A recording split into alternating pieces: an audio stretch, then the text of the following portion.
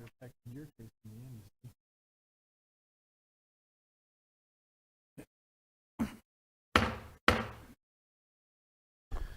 the February 16th, 2023 hearing for the Planning and Regulation Commission is now called to order.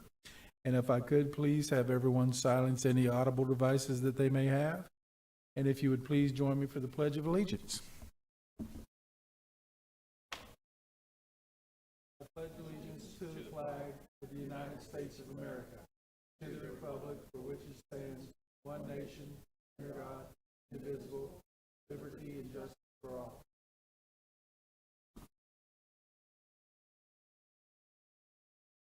Good morning, everyone. I would like to thank everyone for joining us this morning. Those of you in the chambers and those of you listening on the PLDRC webinar. Ms. Tucker, could I please have a roll call? Member Feller. Here. Member Young. Present. Member Shelley. Here. Member Bender. Member Costa. Here. Member Sixma. Here. And Chair Mills. Here. Thank you, Ms. Tucker. We do have minutes from January the 19th, 2023. Is there any discussion on the minutes? Yes, Chair. Mr. Feller. Chair. I just wanted to make a comment on the last page, page 28 of 28, for that CPA and PUD case. I just wanted to make sure that we convey to the County Council the recommendation of denial. It shows line items 2 through 8 show that it was motioned, but the motion failed. So I just want to make sure we clarify that. We don't want to go with a no vote for the denial. Ms. Smith, can that be changed? Yes, sir. We'll fix that and bring the minutes back next month to you. Okay. Thank you, Chair. So That's all we're I going to have. continue the minutes until our next meeting. Okay? All right. Take care of that.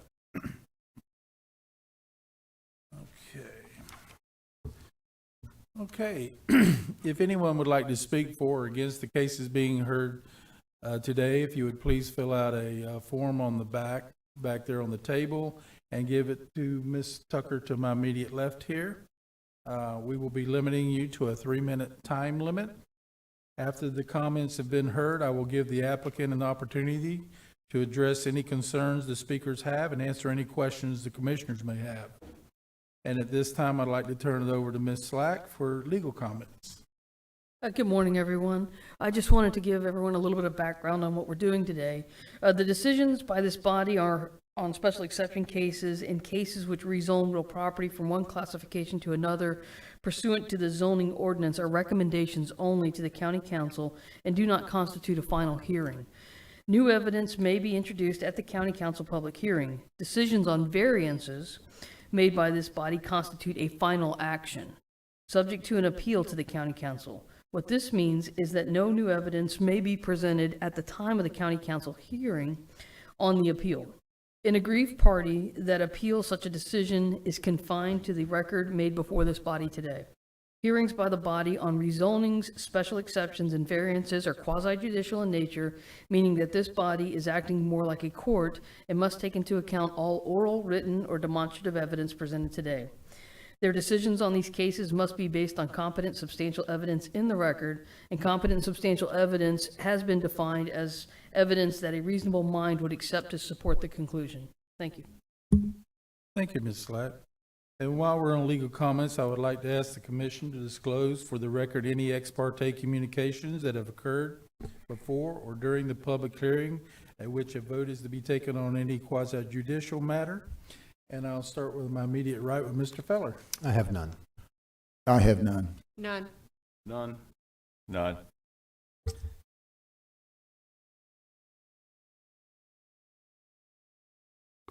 I'm sorry, Mr. I'm sorry, yeah, I had just a slight conversation with the owner in PUD 23004. Okay.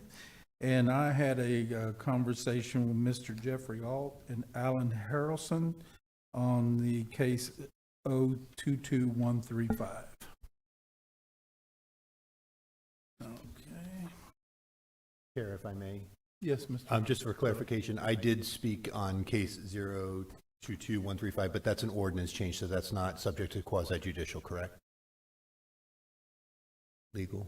I have to get my microphone. Give me a second. No, that's correct. It's not quasi judicial. Thank you so much. Okay. Okay, do we have any items to be continued or withdrawn, Ms. Smith? No, sir. Okay. And we don't have any old business. No, sir. Okay, we'll move right into our new business. And Ms. Shelley, if you'll read the first case we will move forward. Yes, sir. Case number V-23-032, variance to reduce minimum yard requirements on urban single-family residential R4 zoned property. Thank you, Ms. Shelley. And Mr. Shams, this is your case. Hi, good morning. Stephen Shams at Planning and Development Services. So this case is on R4 zone property, and the applicants are requesting one variance to waterfront yard setbacks to put in a pool. The variance is to reduce the waterfront yard from 25 feet to 10 feet. The applicant is seeking a variance because their rear yard is constrained due to how the home was built. The home is set back approximately 57 feet from the eastern property line. The R4 zoning class usually requires 25 feet. The proposed pool would be placed 11 feet from the bulkhead on the north side and 21 feet from the bulkhead on the south side. There is an active code violation on the property due to a dock built without a permit by previous owners.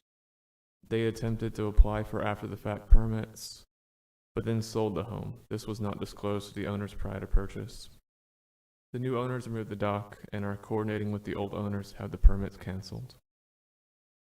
Overall, staff recommended denial for the variance as it failed to meet one of the 5 criteria. There are special conditions on the property as it's irregularly shaped and the home is set far back, but the applicants are trying to improve the home with a pool. However, a pool is not a right for home ownership, and the applicants are responsible for the variance request. Literal interpretation would preclude the applicant from constructing the pool due to the July 2021 waterfront yard change, and it would be the minimum variance. Should the PLDRC find evidence to approve, staff recommends one condition, that the variances are limited to the size and location of the pool as shown on the variance site plan. And I'm available for comments or questions. Thank you, Mr. Shams. Any question for staff? Mr. Feller? Is the unpermitted dock issue, I mean, if we approve this, they'll be able to move forward, or is that something that we have to consider? It's more informational. Thank you. Okay, any other questions for staff? Hearing none, is the applicant present? If you'd like to come forward, please.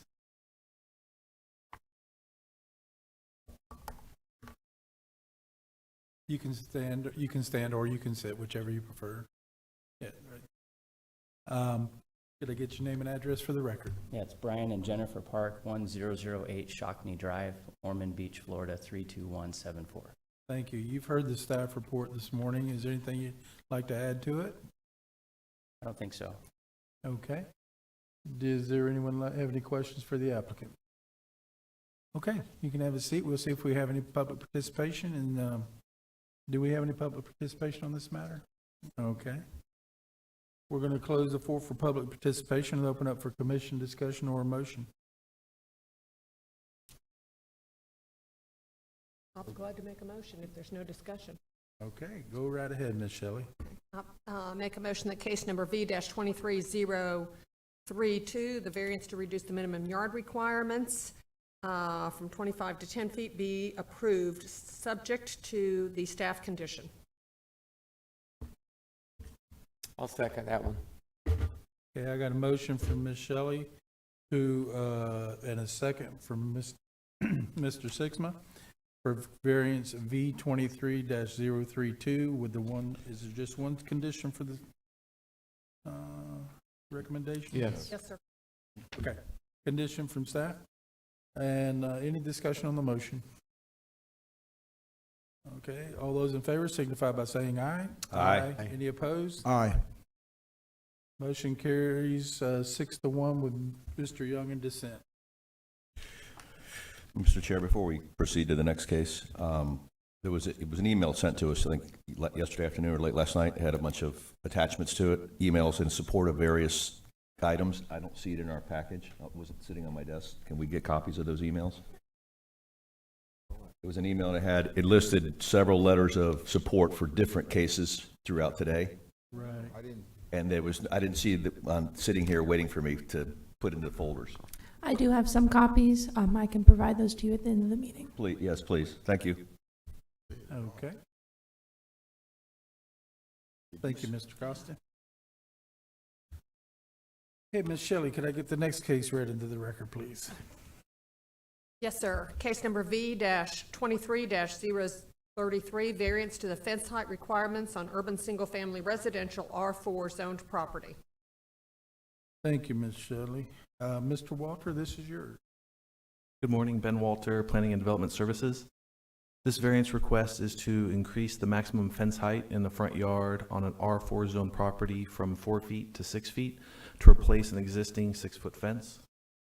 The subject parcel is a through lot with a front yard along both Periwinkle Avenue and North Kepler Road. A through lot is a lot that has two frontages that's not a corner lot, so it's on each end of the property.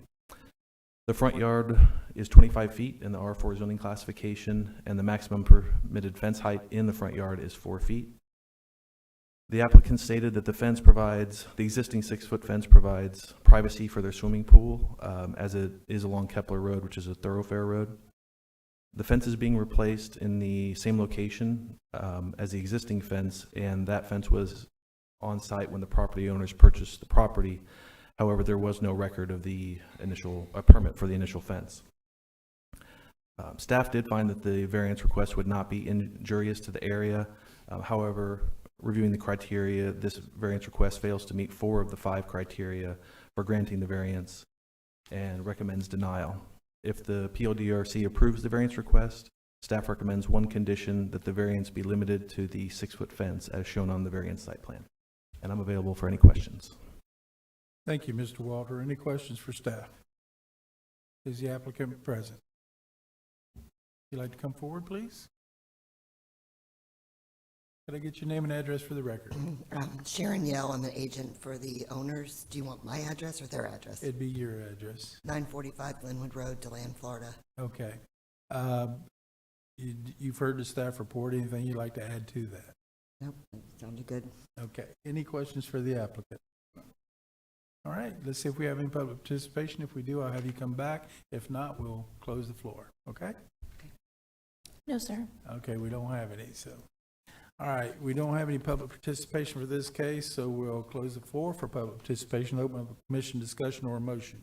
I'll prepare to make a motion, Mr. Chair. Mr. Costa. I make a motion to approve case number V-23-033 with the one recommended staff condition. I'll second. Okay, I've got a motion from Mr.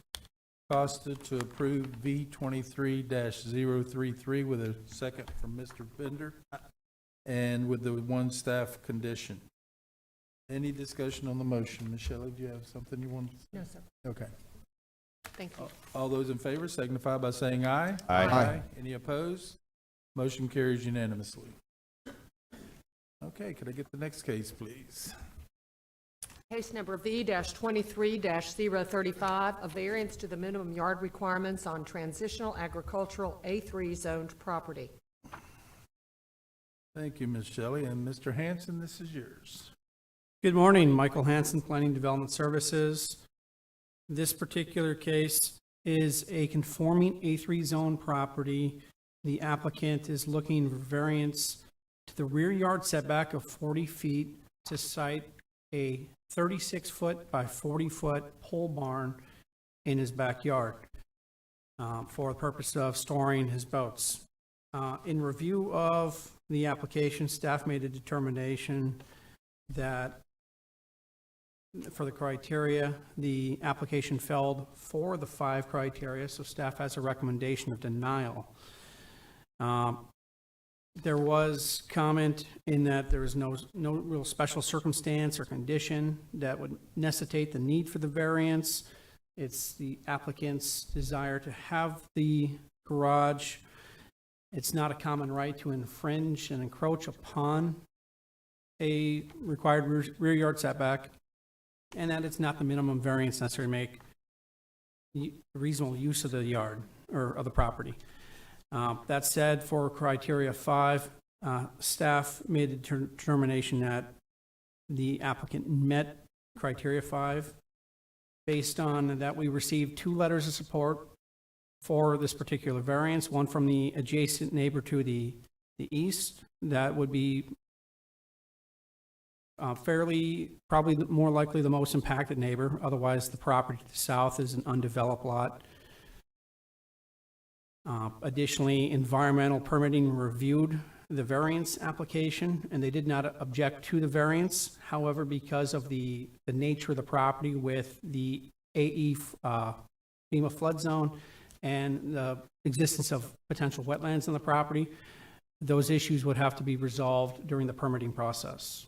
I'm available for any questions the board may have. Thank you, Mr. Hanson. Any questions for the staff? I have a question. Ms. Shelley? Yes. Do you know who the property owner to the south is? I can look that up. I'm not aware off the top of my head, though. Thank you. Okay, any other questions for staff? Is the applicant present? Good morning, sir. If you'd like to come forward, give your name and address for the record. Joey Marco, 2280 Captain Butler Trail. All right, you've heard the staff report. Is there anything you'd like to add to it? I mean, they did their due diligence and they did their job. I reckon only thing I can add to it is what makes sense is being over next to Mr. Peterson, because it's directly behind my driveway, and the folks to the west aren't the nicest. They're pretty rude to us, and I'd rather not have my belongings over there. I hand-built this boat over 3.5 years. I'd like it to be protected because it's got an ugly carport now, and it's just an eyesore to the neighborhood. I have a question, Mr. Chair. Yeah, Mr. Costa? Can we put the survey back up, the site plan, please? What's in that shed? That is a well pump. Okay, so it's the pump house? Yes, it's a Okay. pump house. It's just identified as wooden shed here on the Yeah, drawing, and so I've- it's... I've had 'em I check figure a to wooden see- shed you could move, but if it's your well pump, yeah, different story. and Okay. it's hard to maneuver. Like I sent some. No, that's all I needed to know. Thank you.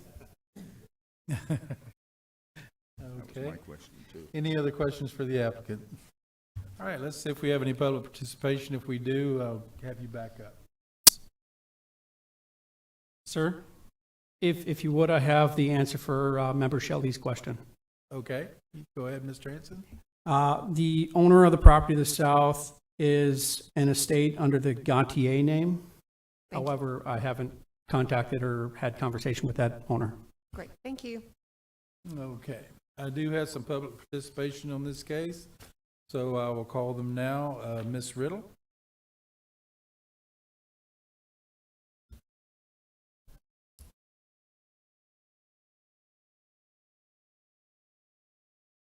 Good morning. Could I get your name and address for the record? Of course, Johanna Riddle, 2300 Captain Butler Trail, New Smyrna Beach. Okay. Is there something you'd like to add to this today? Yes, I would. First, I want to thank you for the opportunity to exercise my democratic right to comment on this proposed agricultural variance. The notice to the 4 property owners in our subdivision of 38 residencies was received 18 days ago and clearly state that Terra Trail is a subdivision. As such, we have deed restrictions in effect, and I have provided copies and taken the liberty of highlighting portions that are particularly relevant to this request. We did call the number at the bottom of the notice to ask about why this would be an agricultural variance and what an agricultural variance meant for a residential community. So I'm a next-door neighbor whose property values and quality of life are only as good as the neighbors around me and their choices. And so I'm concerned about manure and subsequent runoff of any livestock that might be permitted under this variance, as well as fertilizers and chemicals, flies, insects, noise, and the attraction of coyotes, which are already a problem in our subdivision. And I'm also concerned about the economic impact of any of that newly introduced addition to our community and how it might affect our property values. I'm concerned about environmental concerns as well, because we do back up to protected wetlands on Captain Butler Trail. And we've owned that property for 25 years and have tried to take a very, very good care of that property for the plants and animals that depend on it. We've seen many bobcat, hawks, owls, fox, as well as 2 Florida panthers, which was quite a thrill. Finally, I just want to make clear that it takes courage for me to stand and speak out today.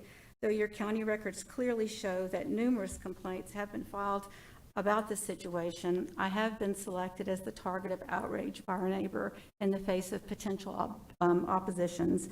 And the details of the threats, intimidation, and the extenuated forms of bullying are clearly documented by the Sheriff's Department in case number P2304-10902. I'm very grateful to the department for their continued support, protection, and advice on this matter. I respectfully request that the variance not be approved, and thank you in advance for your consideration of my comments. Thank you. Anybody have any questions for the speaker? I do. Mr. Costa. The beginning statement, you said this was an agricultural exemption? It says right here that it is a variance, application for a variance, and that it's minimum yard requirements on transitional agriculture. So That's the zoning, yeah. I called the number at the bottom of the page and asked about transitional agriculture and what that actually entailed. And so those were that was the information that I received. Okay. That it could include livestock, farming for agriculture, and those kinds of things. Okay, and the reason I say that because I'm looking at the notes here from staff, and it says here, the pole barn is not, and I underline not, being used for bona fide agricultural use. It's strictly for storage of boats and other toys. So the zoning, your zoning in that neighborhood appears to be transitional agricultural, or A3. Not necessarily that this variance is an agricultural variance. Yep. I just wanted to clarify that. I have no opposition to the building. Okay. But I am concerned for our safety, and I also just don't want farm animals. I mean, I taught at Sam Sewell Elementary, and I was 4-H sponsor, you know. Understood. I mean, it's not about that, but I'm just thinking about the value of our property. Yeah, and again, that's what I'm looking at. We're not changing we're not changing anything to agricultural. You're already agricultural. You're zoned, but under the term agricultural, but on an acre, but 1.3 acres, you're not really going to, especially in a subdivision that's controlled by an HOA, I don't see any animals happening there. We have deed restrictions, Yeah. yes. We don't really have. Which would supersede the conditions of the A3. So I think you'd be Okay, fine. well, that's good to know, too. Okay, so you're not opposed to the building itself? Not at all. Okay, thank you. No. Okay, thank you.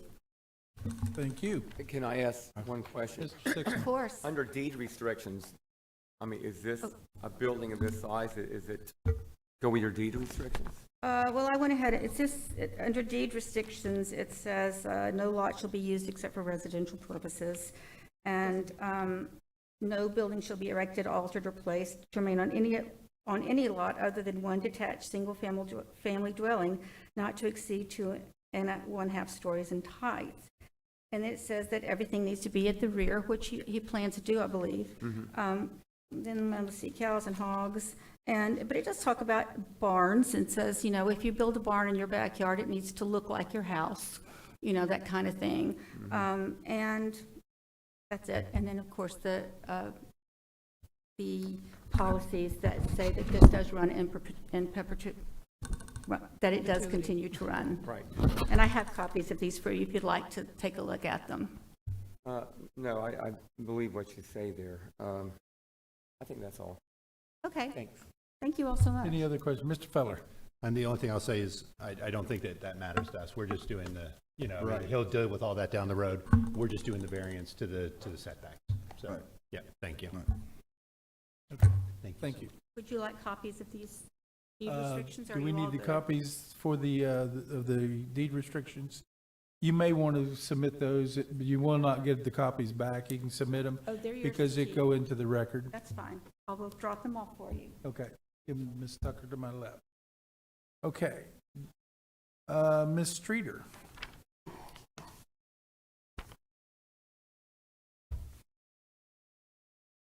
Good morning. Could I get your name and address for the record? Good morning, it's Liz Streeter, and my address is 1362 Petty Pat Trail. My husband and I have lived in Terra Trail subdivision for 32 years. We moved there approximately 10 years after this development, and we do have deed restrictions, and that was my major concern because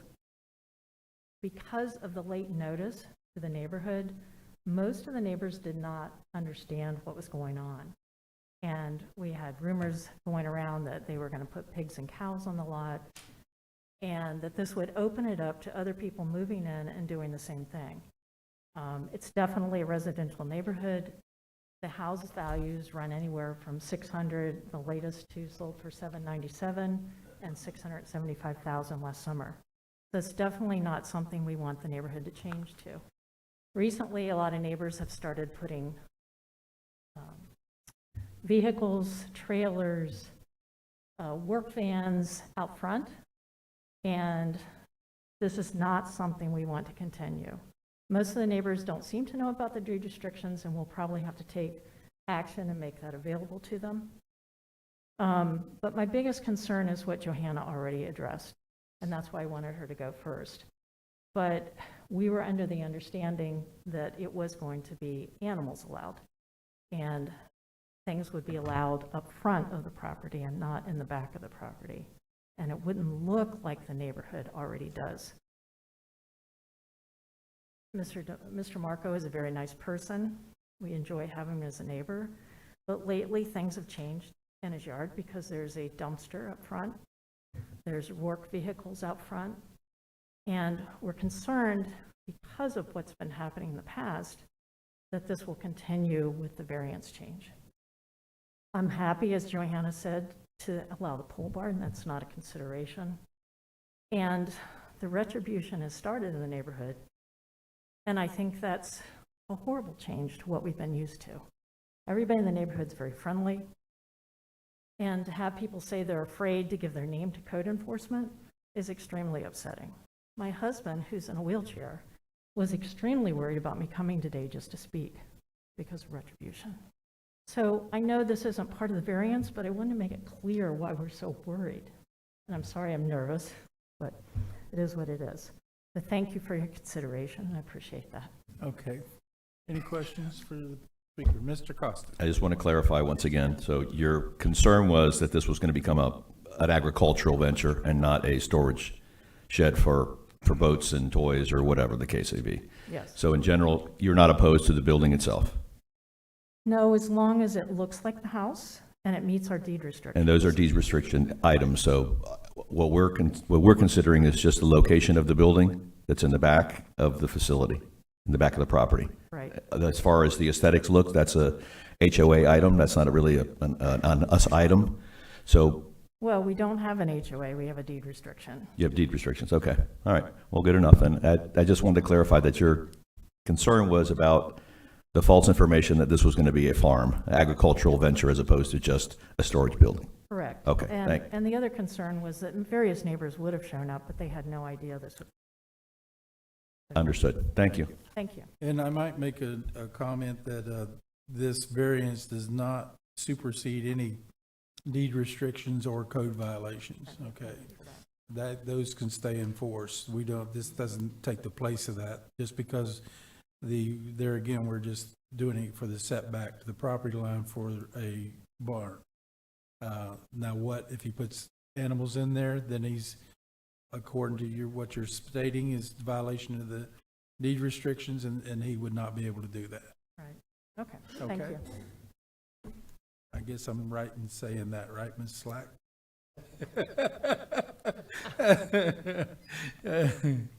I don't know what the deed restrictions say, so I don't know. Right. Well, I'm just saying it doesn't supersede the deed restrictions. If what she's telling us is in the deed restrictions, this does not supersede that. Their concern What we're is- ruling today does not. Yes. Not what we're considering today, no. Right. Okay. Okay, do we have any other public participation? No, sir. All right. Is the applicant, would you like to come back forward, sir? All right, you've heard the comments made here this morning. Anything you'd like to address on those comments? Yeah, I have zero reason to want to have a chicken, a goat. I don't want to clean up after anything more than a dog. So I do not want the animals. Miss Joanna had started that rumor to try and not let me build this barn, but I have zero reason for animals. I just want to protect my stuff and move everything to the barn to where it's in a nice place to make everything look good, because I have spent a ton of money cleaning this yard up from previous owners who'd throw liquor bottles in the woods. I have raked and just cleaned and cleaned and cleaned, and you could come by and see it over the years how much of a difference it's made. All right. I actually do have a question. Mr. Feller. How long have you been there? I think I'm coming up on 6 years. 6 years? Yeah. Yeah. I drove by and I'm familiar. If you'd go by there 6 years ago, you'd know you couldn't see the place. I wasn't there 6 years ago, but I will say it has. Looks The like grass it's looks like it's never looked before. Looked like I fresh sodded it, and I've done take care of that very well. Thank you. Mr. Costa, did you have a question? I just want to make a comment that we do have 2 letters of support for this case. Okay. And one of them, I believe, is It's Mr. Peterson, the direct neighbor. yeah. That's where this is going to be encroaching. Yeah, he would have been here today, but he's got a trial, so he wasn't able to. Thank you. Okay. I do have one other question real quick. We saw the survey and stuff, the layout of the building. Mm-hmm. Did I ever is there any aesthetics? I mean, what they're going to be made out of? So it's just going to be simple poles, metal rafters. It's going to get a metal roof, and the house is getting a metal roof to match it. Okay. So that's going to be the next thing. When I do both roofs, I want to do them at the same time. I'm probably going to do black metal roof to fit one of our other neighbors' houses. What's the siding going to be? So I don't have any siding. It's going to be open. It's going to be all open? Yeah, as of right now, there's no planning on breakable? siding. But Okay. if there was siding, I would make it brick, like my house is brick, and the second story is like a white vinyl siding. Okay. Okay. This barn is, this pole barn is subject to permit, correct? Yes. Okay. And Mr. Chair, we would like to confirm we did check the due public notice, and due public notice was met. Okay, thank you, Ms. Smith. Okay. Thank you. We're going to close the floor for public participation, open up for commission discussion or a motion. I'm ready to make a motion. Go ahead, Mr. I'll make a Sickman. motion for approval on case B 23035. I'll second. Okay. I've got a motion to, and that's with the condition from staff? With condition, I'm sorry. Okay. I got a motion from Mr. Sixma to approve V 23-035 and a second from Mr. Costa with the one staff recommending condition. Any discussion on the motion? Hearing none, all those in favor signify by saying aye. Aye. Any opposed? Motion carries unanimously. Ms. Shelley, could I get the next case, please? Yes, sir. Case number V-23-037, a variance to the minimum yard requirements on rural agricultural A2 zoned property and to the accessory dwelling unit ADU regulations. Thank you, Ms. Shelley. Mr. Hanson, this is yours. Good morning once again, Michael Hanson, Planning and Development Services. This particular variance request comes to us with 3 variance requests, as the owners of the property did some work without obtaining a building permit. They expanded into the front yard of the A2 zone property, adding a carport and a single-stall garage that encroaches in the front yard. Under A2, it requires a 50-foot front yard setback. The current observed front yard setback with the additions is 15.2 feet, and that is variance 1. Variance 2 deals with the west side of the structure, as you can, well, on the image that you see on the screen, it would be the bottom portion where there's a 25-foot side yard requirement. According to the survey that we received, a portion of the building was at 23.9, and then the other side was at 24.1. So this variance request is to reduce the 25-foot required side yard setback to that 23.9. That's your variance 2. This structure was originally a three-stall garage. However, the applicants converted a portion of the structure to create an approximate 1,147 square foot accessory dwelling unit, which, if you look at the image there, variance 3 on the west portion, technically the north portion the left-hand side of your screen is the converted ADU. And that variance request is only on here because of it being forward of the rear most point of the principal dwelling unit. As you may recall, from previous PLDRC, the county council will be hearing our updated ADU regulation that if adopted, variance 3 would not be necessary. In review of the criteria, however, staff made a determination that variance 1 and 2 failed to meet all 5 of the criteria, noting that the building was modified with the addition without permit. It now encroaches. So there's no special circumstance to the A2 zoning classification. The issue is applicant created. The addition could have been permitted to the other side of the building without encroaching into the front yard, so it's not the minimum necessary to make a reasonable use of the land. And the encroaching into the required setbacks is not a common right for any one particular property in the A2 zoning classification. I'm available for any questions that the PLDRC may have. Thank you, Mr. Hanson. Any questions for staff? Mr. Feller? Do we know the square footage? Thank you, Chair. Do we know the square footage of the primary residence? I just want to make sure we're not going to run into an additional. I don't have that number now. However, during my initial review, I did calculate it out so that the 1,147 square foot ADU would be under the 50% requirement of the principal dwelling unit. Just to add on as well, this variance request did receive 1 letter of support. Thank you so much. I got one question. And you did say none of the accessory dwelling was permitted at all, correct? No, sir. The work done on the building was done without the obtaining of building permits, so this resulted in code violations. These variance requests are in effort to help resolve some of those so that the building could potentially be permitted to resolve those code violations. Okay. The initial building prior to the addition was permitted, though. All right. And it was all under the same owner, correct? I mean, it didn't change hands during when this started and... No, sir. From the time the addition of the building was modified, it was under the ownership of Ms. Sylvester. And to my knowledge, as of today, it remains the same. All right, thank you. Any other questions for staff? Ms. Shelley? Were you going to say something? We were just going to let you know that the applicant is present. The applicant's representative is present if you have any questions for them.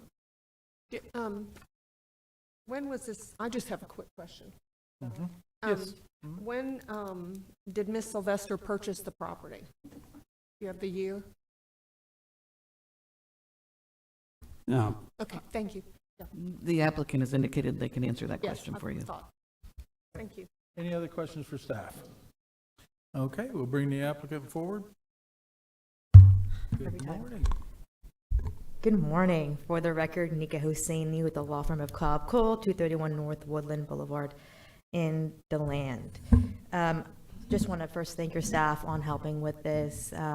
One of the other associates in the firm, Jessica Gow, was working on it, and she explained to me how helpful your staff has been going through this process. So per usual, your staff is awesome. I'll make this fairly brief. A couple of the variances are pretty easy to get through. For example, variance 3 in the next couple of months will not need to exist anymore, based on the fact that the county is changing their ADU regulations. I believe Mr. Feller, the 50% is also changing.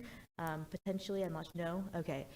So there are a couple things that are being modified for the ADU. The primary residence is about 3,000 square feet. So we're good. Thank you on that. So variance 3 is kind of just a cleanup item, so we don't have to wait for the next couple of months to get these through. Regarding variance 2, that is about a 1.1 feet delta for the west side yard, and that was the original structure that was permitted with that 1.1 feet encroachment in 2005.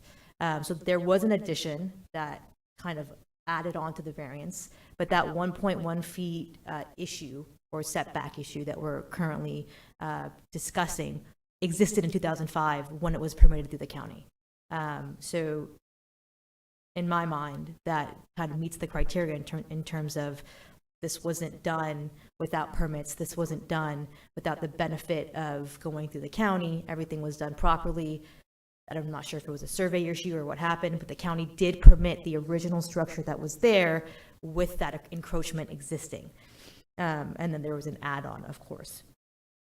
That's variance 2, and then variance 1 to reduce the front yard setback. This is kind of what we're talking, the primary issue, right? There was an addition to the existing garage. Part of that addition was an open-aired carport, which the assumption at that time when it was done was that it's open-aired, no permits were needed. And then on top of that, we have the ADU, which is the primary matter we're discussing. Previous to the zoning that we have on this property, which is A2, it was zoned RA, rural agricultural. And that zoning was, now it's 2.5 acres, but it had lesser setbacks than the current A2 zoning. And so when the zoning map changed to A2, it requires 5 acres. We have 2.5 acres. So it's a permissible non-conforming property, but now our setbacks changed. So our setbacks increased as a result of that. So that does play into, you're seeing, you know, a somewhat substantial difference in, you know, the reduction from 50 feet to 15.2. We do want you to also consider the fact that you're going from, you know, RA to A2, again, permissible non-conforming property, but that now has to meet different standards as a result. So that is a note that we did want to make. And then the final note is that if you look on your screen, there is a 25-foot right-of-way easement on the property itself. So when you take all that into account, you're around 40-ish feet, not 15 feet. I do want to note that it's not as big of a difference there as it may seem originally. And then finally, the main purpose we're here is for the accessory dwelling unit. And just a note, you know, the comment is, well, you can put it somewhere else.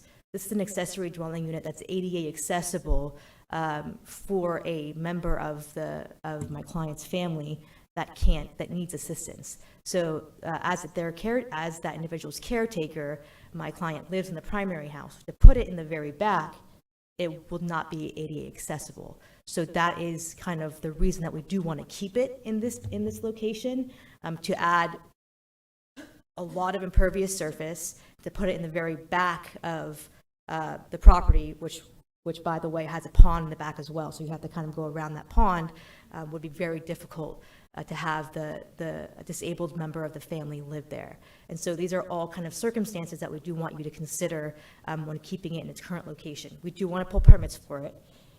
We do want to go through the right process, but we can't do that without going through and getting these variances first and moving forward. And I do have my clients here, and they're happy to also speak and answer any of your questions that you may have. Thank you. Thank you, Ms. Husseini. Mr. Young? Yeah, was that variance that zoning was in effect when your client purchased the property, or did it change after she purchased it? Which zoning? The RA zoning? Yes. You know when that changed? Or maybe staff would have to answer that. Sir, the zoning classification from RA was on our historic zoning maps prior to 1980. It then had a brief switch to RR, and then at the adoption of the comprehensive plan back in 1990, then it was administratively rezoned to be consistent with the comprehensive plan to be A2. Okay. Thank you. And that's why I asked when Ms. they Shelley? purchased the property. So it was in effect when they purchased the property then? Additionally, to clarify the setbacks, under the RA zoning classification, it requires a 45-foot front yard setback as opposed to the A2's 50-foot. Thank you. Mr. Feller? I guess the one question I have really doesn't revolve around any of these things, but it's just the not getting permits for everything. But I assume that the plan for this is so that you can resolve these issues and get permits. So Correct. Making a condition of this is going to be permitting this. Correct. And you're okay with all of that? Yes, of course. Okay, thank you. Mr. Sixman? Yeah, one quick question, just reviewing the pictures here. Of course, I can't see the inside of this accessory building here, but looks like it's set up as a duplex or something, all the doors and windows on it. Yeah, that's another question. I'm sorry? One portion of it You'll is for come to the storage, front and and- the other portion of it is an ADU. Could I get your name and address for the record, sir? 1914 Halifax Drive. It was a three-car garage, but because we didn't have the garage there, we needed space to put some of the furniture, put our tools and everything else, so we had it created as storage units, so they're gonna be unfinished, just with doors instead of garage doors. Okay, it just looks like a duplex to me, but, Yeah, it's just one big building. all right. Okay. I guess. Ms. I Shelley? have, yeah, sorry about that. Mhm. I sort of have the same question when I look at, when you're doing this building, is one of the door, are they going to be converted to No.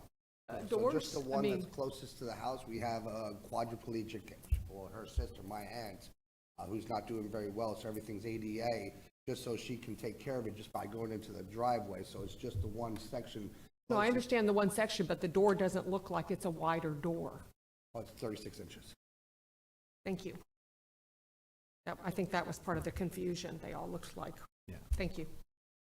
I do one more question. Go ahead, Mr. Sixman. You said you use one portion of it for storage. Wouldn't you want, like, a small garage roll-up door, something you can get furniture or something through? Well, it's just open room. Yeah. All right, just seems like it'd make it easier to put a different type of door system on, Well, if the you're gonna idea use it was strictly for hoping storage. To get there with the setbacks there, we really were going from the road over. All right, so I have the garage there because I do own an air conditioning company and a construction company, so I do need a garage at the same time. Yeah. All right, so and she has furniture. We have multiple rental properties throughout the county, so we just need places to store. So instead of renting storage space, we just have it It as just seems like storage. it'd be easier to, I mean, my logical thinking here, to put a big or a small garage roll-up door to take furniture in and out of without trying to turn it sideways and get through a small door. Well, sometimes. All right. It's not a lot of big furniture, it's more tools. Okay. Mr. Costa? Yep, I have a question. Hey, good morning. Good morning. Two questions. Halifax Drive, paved or dirt? Paved. Paved road? And the easement that runs along your property line in Halifax Drive? It's What is a the purpose of that easement? giant ditch. It's a giant ditch right now. It's a dry ditch? Just Okay. a ditch for water. It's just, okay, so it's a water ditch. So a couple months, about 15 weeks ago, you were, Oh, we were flooded. yeah, I know the area. And then we have that, and of course, right behind the property, we have Town West, which has now like 1,000 houses. And everything's pushing your direction, yes. So real quick, and the reason I'm bringing up the easement, because I'm seeing a lot of this, especially in the Samsula and the Tomoka Farm overlay area, is that we have these easements on these private roads that are either for a swale or for an FPL, and while we're all paying taxes for that easement, when it's time to do your counts on your setbacks, they basically say, well, you can't, it's from the edge of the easement. And you're just giving up, in this case, you're giving up 25 feet. So if I look at 25 plus the 15, you're really, to get to the 50, you were only asking for a 5-foot variance if it was from the property line, not from the easement line. That's correct. Okay. I just wanted to clarify it, make sure we were all on the same page. All right, thank you. Mr. Feller? You bring up the funny thing, and respectfully, I'll say this, it's not our tape to tell you whether to put doors or barn doors or anything like that, and if you have 25 people living there, I'm sure code enforcement's going to be knocking on your door. absolutely. So I don't want with 25 that in people. mind, I just want you to know that, from my side of it, how it looks or what it does is not my problem on that side. So I just want you to know that, but I do totally echo what Mr. Costa said, because you were flooded. Oh, absolutely. I know you were flooded, but yeah, I don't think people see that 25-foot easement. Yep. So. And right there where you see the pole, the circular area, Yeah, that's the more of power a pole. drop down there too. And then we have the big old pond in the back. So we do have a lot of places for the water to go. And the property itself is above the road. Everything's been built up. So at least the buildings themselves do not flood. Like a lot of the other places, we're doing Palm Cove right now, where the whole entire apartment complex flooded 3 foot. So a lot of people were displaced. Yeah. I looked at it and I thought the same thing. I mean, the ADU regulation, Nika will tell you that we know that that's changing. That is the right spot for it. Yeah. I've got a question for staff. Ms. Smith, some of the discussions we've had previously on giving them credits for overall property for square footage on these easements where the property line goes into the easement? Is that going to happen with the setbacks also? Our zoning code requires us to measure from the easement instead of from the property line currently. Yeah. There are not any current plans to change that. We are looking at driveways, and that's in our legal department right now, and they're trying to determine if we can work with that. But you're looking at the overall square footage as far as for area, is that The correct? property, yes. Yeah. Yes. But you're not looking at setbacks, is that also correct? Okay. I know we had some discussion on that. Okay, I don't mean to get sidetracked here. Okay. But I believe it's relevant, because just out of curiosity, how much time have you spent to get to this point, to here in front of us? How long did it take you? 6 months, 6 months to get here, and X amount of dollars to get here. quite a bit. So, and to your point, is we're already discussing getting rid of the front yard, especially for this larger parcels. I think that the measurement of setbacks from the easement versus the property line also needs to be addressed within that same confine when we're talking about these larger rural type parcels. Okay. Because if not, it's a 6-month process. And looking at what you're doing here, and looking at me personally going forward in the future, I'm looking at least a 6-month process, if that, and then some, for what I plan on doing. So this is, I think it's just too much. We're putting too much burden on something that doesn't need to be overburdened. This is not a subdivision. This is not a deed restricted area. This is you're on 2.5 acres of property in rural part of the county that we need to really look at these kind of things that should be able to done at the desktop rather than put these folks through a 6-month process. Right. And I do want to make a quick note. So the fact that they owned the property after it was switched from, RA to A2, it doesn't, they might have clean title because it's legally non-conforming. That doesn't change the fact that it's still non-conforming. So they take title to it saying, okay, well, it's legally non-conforming, you have the right to build something on it. Doesn't change the fact that the zoning was changed and it's 2.5 acres and not 5, which causes additional issues. Okay. Thank you. All right, any other questions for the applicant? Okay, we'll see if we have any public participation. Appreciate you, thank you. We do. Let me see here. Mr. Chair? Yes. I think it might help to clarify here, because I'd like to go back to Mr. Costa's comments. This originally came to us as a code violation for 3 separate apartments that were not allowed to be there. They were required to go and get a survey, which, as everyone realizes, is taking a long period of time right now. And the code violation will remain in place until they submit their plans for a single ADU, because that's all they're allowed to have there. Thank you. And if Okay, I do have a public participation here. Mr. Pasternak?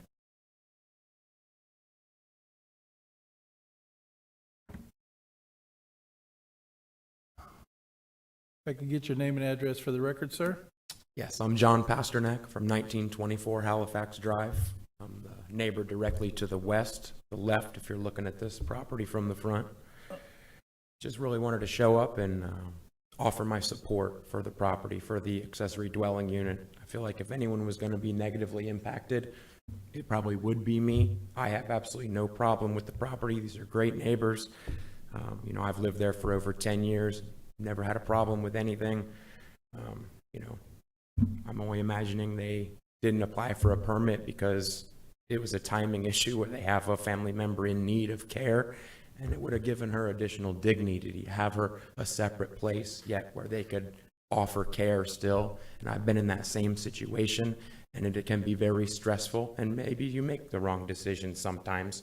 But at the end of the day, I think what's best, at least for our neighborhood, is to allow these people to have their property. They're really not hurting anything as far as I can see. And there's plenty of room in the front there for future FPL or drainage ditch modification or future utilities as far as I can see. And really, I just wanted to offer my support and say that I have absolutely no problem with it, and I'm in favor of the variance being granted. Okay, any questions for the speaker? All right, you can have a seat. Thank you, sir. Thank you. Any other public participation? Okay.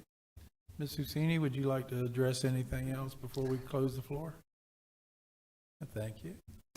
Okay, we're going to close the floor for public participation, open up for commission discussion. I'll be glad to make a motion. Or motion, you wanted any discussion first? Is there any discussion? You make the motion first, and then I do Go have a ahead, quick Ms. point. Shelley. All right.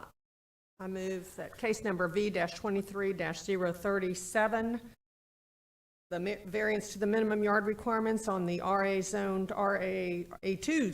zoned property in the ADU regulations. My recommendation is for approval, subject to the staff comments on page 5. All three variances? Yes, sir.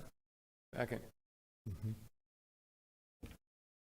Okay, I have in the two conditions, correct? Yes, sir. Yes. Okay. Okay, I have a motion to approve variances 1, 2, and 3 for V-23037 from Ms. Shelley and a second from Mr. Sixma with the two conditions from staff. And any discussion on the motion? I did have one quick Mr. discussion. Feller. I want to make sure, it sounds like this is going to be okay, but I just want to make sure that we're not annotating what this person should be doing with their buildings. We're just setting up where they are and making sure they get permits, anything else from there. So it sounds like that's good, but I just wanted to clarify. And to your previous comment, Mr. Costa, I agree with you as far as the setback, as far as taking that easement in. I wasn't trying to say otherwise. I got you. But, you know, regardless of what the code violation is, you know, obviously, hopefully, they're trying to correct that. And the building actual footprint was there and has been there and obviously was permitted back when it was originally built for a breezeway or whatever it was called back then. So I'm also in favor of that. So if we're ready for a motion, a vote, I'll go ahead and do that. All those in favor signify by saying aye. Aye. Any opposed? Motion carries unanimously. Thank you all for your time. Appreciate it. Thank you. Thank you, everybody. You have a great one. Thank you. Ms. Shelley. Yes, sir. Case number V-23-038, variance to the minimum yard requirements on urban single-family residential R4 zoned property. Thank you, Ms. Shelley. And this is Mr. Walter. Good morning, Ben Walter, Planning and Development Services. This variance request is to reduce the north front yard along Raymond Avenue from 25 feet to 19 feet for the construction of a new swimming pool. The property is zoned R4, which has a front yard of 25 feet. The subject property is a corner lot with the front yard requirement along both Raymond Avenue and Surfside Terrace. The proposed pool could be located 6 feet further to the south and meet the required yard requirements without a variance. Alternatively, the pool could also be rotated 90 degrees and meet the yard requirements without a variance. The applicant stated that the variance request he's requested the variance to allow for future landscaping, a possible future accessory structure, as well as for parking a recreational vehicle. Additionally, the location was selected to provide more separation from a neighbor to the south and with the goal of reducing noise and possible drainage concerns. Upon review, staff recommends denial as the variance does fail to meet 4 of the 5 criteria for granting the variance. We did find, though, that the variance would not be injurious to the area. If the PLDRC approves the variance request, staff recommends one condition, that the variance be limited to the pool as shown on the variance site plan. And I'm available for any questions. Thank you, Mr. Walter. Any questions for staff? Mr. Feller. I have one quick question. The wood deck that's annotated in the picture, the one that's up here right now, was that a deck that required permitting? Do we know? Just out of curiosity. It's existing. It is non-conforming, but it's an existing deck. So was there anything brought up in the site visit that requires that deck to need to have a variance as well too? I'm just trying to cover all bases here because, I mean, it seems like the deck is built out farther than the pool would be built out. So. That's correct, yeah. It was not a subject that we reviewed. Thank you.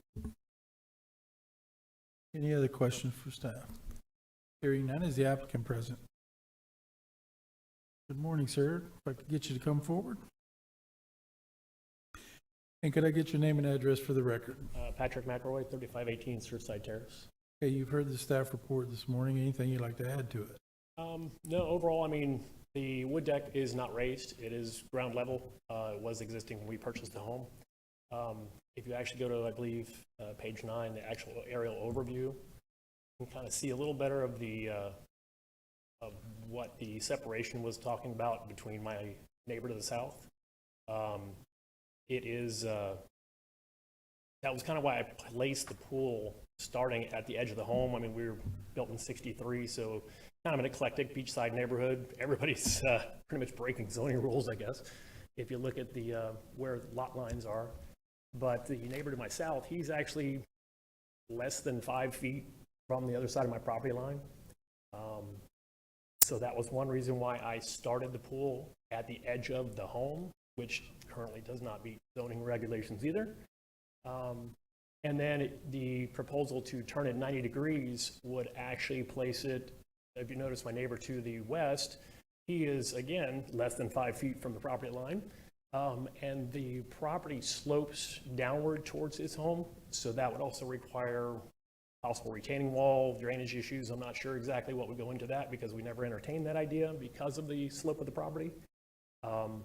If I position it in the way we've submitted, it just simplifies a lot of different building issues that are going to go on with the property. But that was mainly the reasons why it was placed where it was, trying to provide a little separation between that neighbor to my south, just because he's literally right next door on the other side of the line.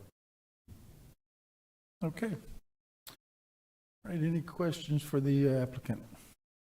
All right, let's see if we have any public participation, and then what we'll do is have you come back if there is. Okay? Do we have any public participation for this case? Okay. Hearing none, we're going to close the floor for public participation, open up for commission discussion or a motion. I'm ready to make a motion. Go ahead, Mr. Sixman. I'll make a motion for approval, case V23038, with the one staff recommendation. Second. Okay, I've got a motion from Mr. Sixman to approve V23038 with the one condition, and a second from Ms. Shelley. And there's only one variance here, so all those, any discussion on the motion? All those in favor signify by saying aye. Aye. Aye. Any opposed? Motion carries unanimously. Ms. Shelley, could I get the next case, please? Yes, sir. Case number V-23-039, a variance to the maximum fence height requirements on urban single-family residential R5 zoned property. Thank you, Ms. Shelley. And this is Mr. Hanson. Good morning once again, Michael Hanson, Planning Development Service. This particular variance here is located over in Ormond Beach. The property is zoned R5. It's a corner lot and conforms to the R5 zoning classifications. Particular note, for a corner lot in the R5, it typically would have a 25-foot primary front yard. However, the zoning code allows for a secondary front yard to be reduced to 15 feet. The applicant in this particular case is looking at reconfiguring the fence on her property. She purchased the property through a quitclaim deed in 2018. The original fence was put up in 2005, resulted in not being put up necessarily to what was permitted, so it went through a code board, but that was before her time. She's trying to correct the situation because, as you'll see on some of the included photographs, there's currently a hedge and a bit of a slatted fence that's actually in kind of the right-of-way, so she's going to be removing that. So this particular variance, though, as you can see on the variance site plan on the screen, is for this green portion here, where she proposes to have a 6-foot high PVC fence in the front yard along the east side of the property. She did receive 8 letters of support and numerous sheets of signatures indicating support for her variance request. In review of the criteria for the variance, staff made a recommendation for denial, noting that she failed to meet 4 of the 5 criteria for granting said variance. There's no special or unique circumstance related to the property. The proposed fence location in the front yard is ultimately her responsibility. The literal interpretation of the zoning ordinance, she could construct a 4-foot fence within the front yard. However, the variance is to extend that for the additional 2 feet to make it 6 feet, would not be normally allowed within the literal interpretation of the zoning code, and it's not a common right to exceed the maximum fence height requirements in a front yard. It's also not the minimum necessary to make reasonable use of the property. In review of criteria 5, given the fact that there's been an existing hedge, where if you see on the included photographs, I was out at the property for a site visit. It's approximately 6 feet and maybe a little change higher. It's been in that location where the proposed fence is going to be. It wouldn't necessarily be creating anything new that hasn't been there for a number of years. And she has a large amount of letter support for her variance request. I'm available for any questions the board may have. Thank you, Mr. Hanson. Any questions for staff? Mr. Hanson, even though this is a front yard setback, it's on the side of the home, correct? Yes, that's correct. The way she takes a look at her property, this would be considered, she would consider this the side of her property. It currently encloses a boat as far as where they're parking their boat on the property. Okay, thank you, sir. Okay, is the applicant present?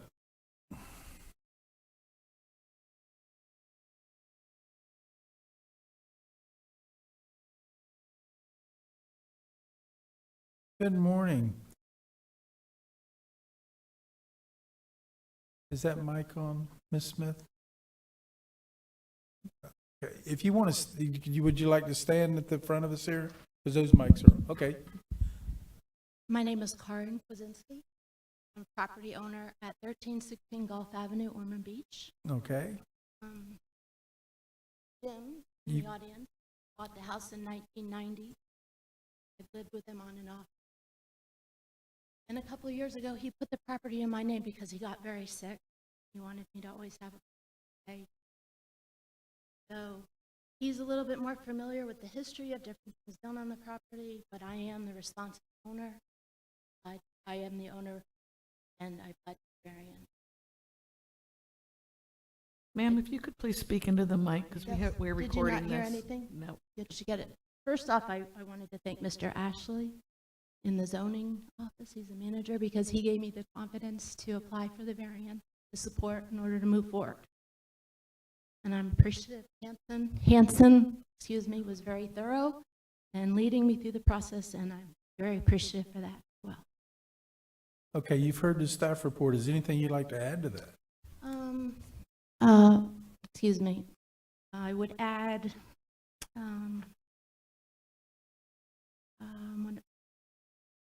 that we're upgrading to enhance the property to the new PVC fence, supporting things about why we would like to request the fence, and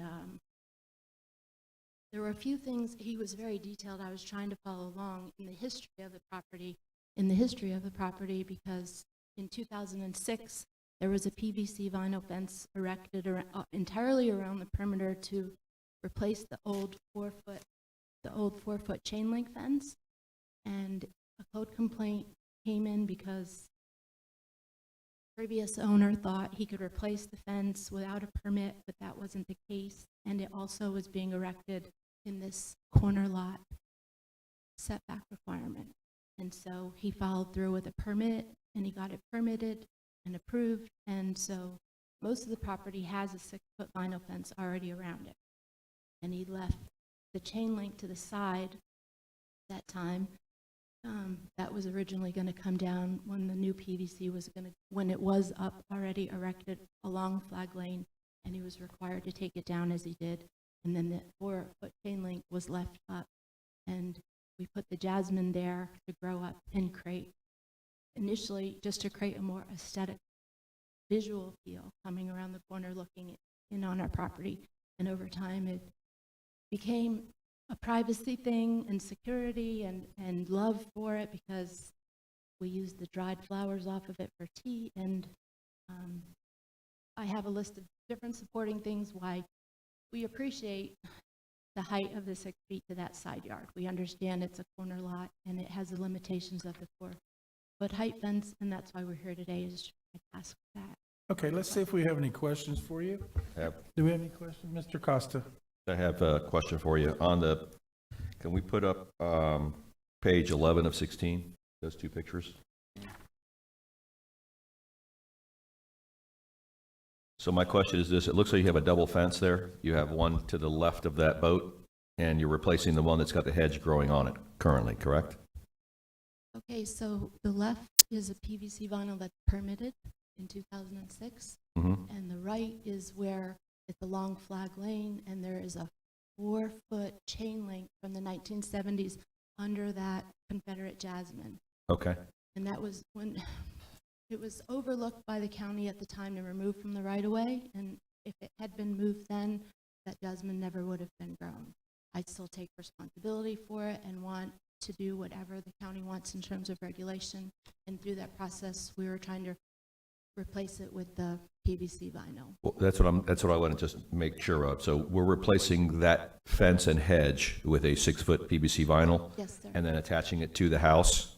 Yes. Correct? Yeah, the variant, I wrote a site plan and it comes. Okay, and so goes that up to there, the- that goes back to my first question. Then I've looked down at the lower picture. Yeah. So you have another fenced-in area within a fenced-in area. So is that remaining? And not that it matters. I'm just curious now. Just curiosity. We did talk about it, and we haven't made a final decision. Okay. But perhaps that would stay. Okay, that's just a security fence for the backyard for the. Yes. Yes. Okay. We couldn't. We didn't finish the project after the code violation and the permitting and the recession, and so we just kind of did it that way because we're gardeners and we like the green landscaping. That's how it worked out over the years. It's a nice jasmine hedge, by the way. Yeah. Thank you. Thank you very much. Okay. Mr. Chair, if I could clarify a couple points, please. Yes, sir.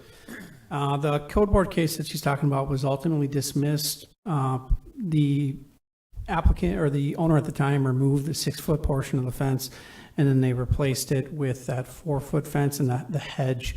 That particular portion is within the right-of-way of Flag Lane, so we cannot permit it within a right-of-way. So the proposed redesign of the 6-foot fence on the variant site plan, it pulls it back off of the right-of-way so that it'd be on the property line. Okay, thank you, Mr. Hanson. Mr. Bender, you had a question? Well, he basically answered it. Because I was looking at it, it looked like it's built right up on the sidewalk, and I was going to inquire about the setback. He answered it. Okay. All right. We're going to see if we have any public participation. Well, we do have a public participation, and I will give you the opportunity to rebut anything if you wish to do so. Okay? Let me bring them forward. Mr. Paternitti, and I hope I got that right. Good morning, everybody. Good morning. My name's Daniel Ross Paternetti. I live at 1808 Flag Lane, which is right next door on the north side. All right. My issue with the fence is code says maximum 4 feet on a corner lot. Code says must be constructed of concrete block, wood, decorative aluminum, iron, steel, chain link, or composite products manufactured for fences. However, a fence installed adjacent to sidewalk or roadway may be no taller than 4 foot, not to be opaque fence such as a hedge or vine. Per code, the fence was originally vinyl fence, which was code made, had changed to remove it. Now they have a fence that is chain link, 4 foot tall, and added 4x4s and 1x2s to have the vine grown to over 7 foot. My page here. Against the public sidewalk. At chest high, when you walk down, you cannot walk on the sidewalk for about 25 feet without walking the grass between the sidewalk and street. I have pictures of that egress onto the sidewalk. This 8-foot hedge blocks the view of southbound traffic on Flag Lane and from the view of eastbound traffic on Gulf Avenue. This hedge should not remain. Thank you. Okay, you've heard the previous discussion. That's going to Yes. be removed. Is that right, Mr. Hanson? That's correct. The location of that fence and hedge is within the right-of-way, so it's going to have to at least be pulled back to the property line. Is that the code that says back to 5 feet from the sidewalk? Is, what was? Yeah, so section 72-282 deals with fences, walls, and hedges. So since it's not considered a structure, a fence, wall, or hedge can be built on the property line. However, it's limited to 4 foot in height within the front yard. So since the R5 zoning classification, that flag lane is the secondary front yard, it can be 15 feet within that. So if a variance isn't granted, it will still have to be pulled back to be on the property line and could be limited in height to no more than 4 feet. Question for Mr. Hanson, Mr. Yes, Chair. Mr. Costa. So just clarification, I think it's his question and now my question as well is, what's the distance between the edge of the sidewalk and their actual property line? Are we talking 2 foot, 4 foot, 6 inches? 12 inches. It's a 12-inch? So it's a 12-inch off of that sidewalk is where their property line, which is where they can legally put their fence. That's about accurate. If you take a look on the variance site plan, you can see the lined area with the indicated with the X's to the right of, or well, to the east of that green line where the new proposed fence would be. So you can actually see it. It's just actually right over the property line where the green fence line is along the property line. Right, I see that gap there. It just doesn't give me a frame of reference. It doesn't tell me that that's a foot or 6 inches or 4 inches for that matter. So that's why I want to get that clarified. Yeah, it's 12 inches on my property, which butts to their property. Yep. On the survey, you see points of reference at the northeast corner of about 1.6 feet, and then at the south end, approximately 2 feet for your frame of reference. Got it. Thank you. And did you see the pictures of the sidewalk, how it's covered halfway with the vines? And also how I marked how 6 foot is on that fence also, on the second picture, number 2. That's 6 foot to that top of that orange marker. Okay. Right. All right, Anything thank else? you, sir. Any other questions for the speaker? Okay, thank you. Sir, and Thank everybody. you. Sorry, ma'am. All right. Mr. Chair, Ms. Smith just told me that when you guys make the variance, the hedge potentially could stay if it's located on the property line, and the variance could include for the height to be 6 foot for the hedge, because 72-282 controls the height of the hedge as well. Okay. Clarification on Just that. to clarify, Yeah. right now, we're only addressing the fence and the variance. Right. If you so choose, you can add to that request to include the hedge. That's completely up to you. If you don't include the hedge, we're only addressing the fence. And regardless, everything in the right-of-way has to get out of the right-of-way. But the hedge, isn't there a limit on the hedge also, Mr. Hanson? Yes, it's limited to the same height as the fence. If it's 4 foot or 6 foot, correct? Yes. Okay. Mr. Feller. But my question for clarification is we would have to add that in if we wanted to limit the height of the hedge. Otherwise, we're just doing the 6 foot fence and then they could have a hedge growing. But if that hedge grew 10 feet in the air, but did not encroach into the sidewalk, I mean, that's a different consideration, or? A hedge can't exceed the maximum height requirements under 72-282, so if a hedge was 10 feet, it would be a code violation. So then we should add that in if we're going to, or, I mean, I'm asking, I guess I'm not asking if we Well, it should. depends add on it. how high you want the hedge. I mean, if you want the hedge not to exceed the height of the fence, the variance is going to take care of that. Right, I just don't want this person to have to come back in front of the code Well, board. right now, because- it's yeah, 4 that's- foot, the Right. height of the edge. She's not in compliance with the current edge. With the current fence. And just for clarity, if you're looking at this variance site plan, that green line is the proposed fence. Yeah. So a hedge could not be outside of that property line. I guess what I'm trying to come up with, yeah, I'm understanding everything. What I'm trying to come up with is I'm trying to figure out if we're now limiting what this person's hedge can be, and if we need to add that in here, or if we don't care about it, and then they're going to be, I understand we're only doing the fence, 6 foot on the fence. Is it appropriate to add the hedge into this for the 6 foot as well too? Because Doesn't the code cover that? It says it can't be any higher than the fence. Am I right? The code does cover and regulate the length of the hedge. And No, but if the fence is 6 foot, then the hedge should be allowed only to 6 foot. Is that correct? Is that the way I interpret it? We need to add that in. I Yep. understand. If the PLDRC adds that in, it's ultimately up to your pleasure to be able to include that. I understand your point, Mr. Fowler. Otherwise, it would have to be a 4-foot hedge.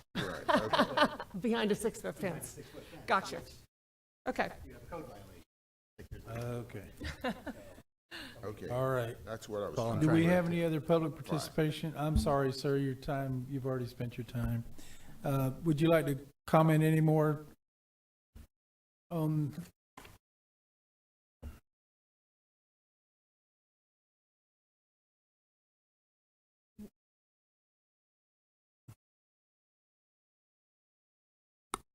Ma'am, I apologize. I'm not getting off. We want, Podium. It's not getting recorded.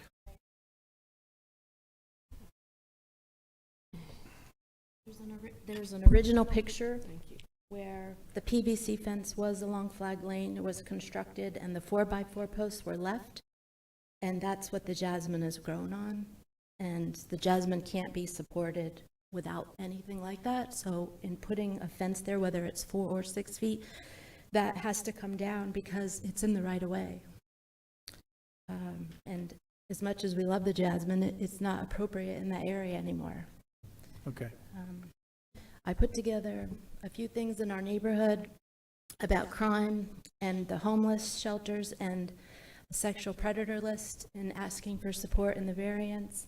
I also had a few emails yesterday, I believe, that supported a few more emails that supported towards the variance. If you want to put that as part of the, Yeah. you give that to them, you will not get them back. Becomes part of the Yeah, record. I understand. Okay, the other question I have for you is that secondary fence in the back, that is 6 foot now. It is, yes. Is that going to remain? Yeah, yeah. That will It's remain? permitted, yeah. Okay, it's beautiful. permitted and it will remain?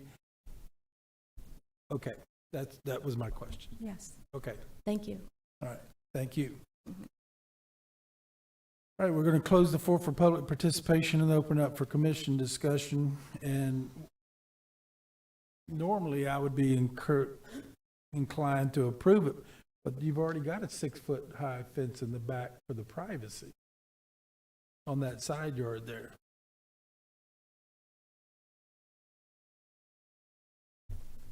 And we're only talking about the green area there. Am I correct, Mr. Hanson? That's correct, sir.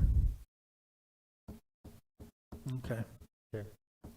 Mr. And for Feller. discussion, if this was if Flag Lane wasn't there, we would not be dealing with variances for this, correct?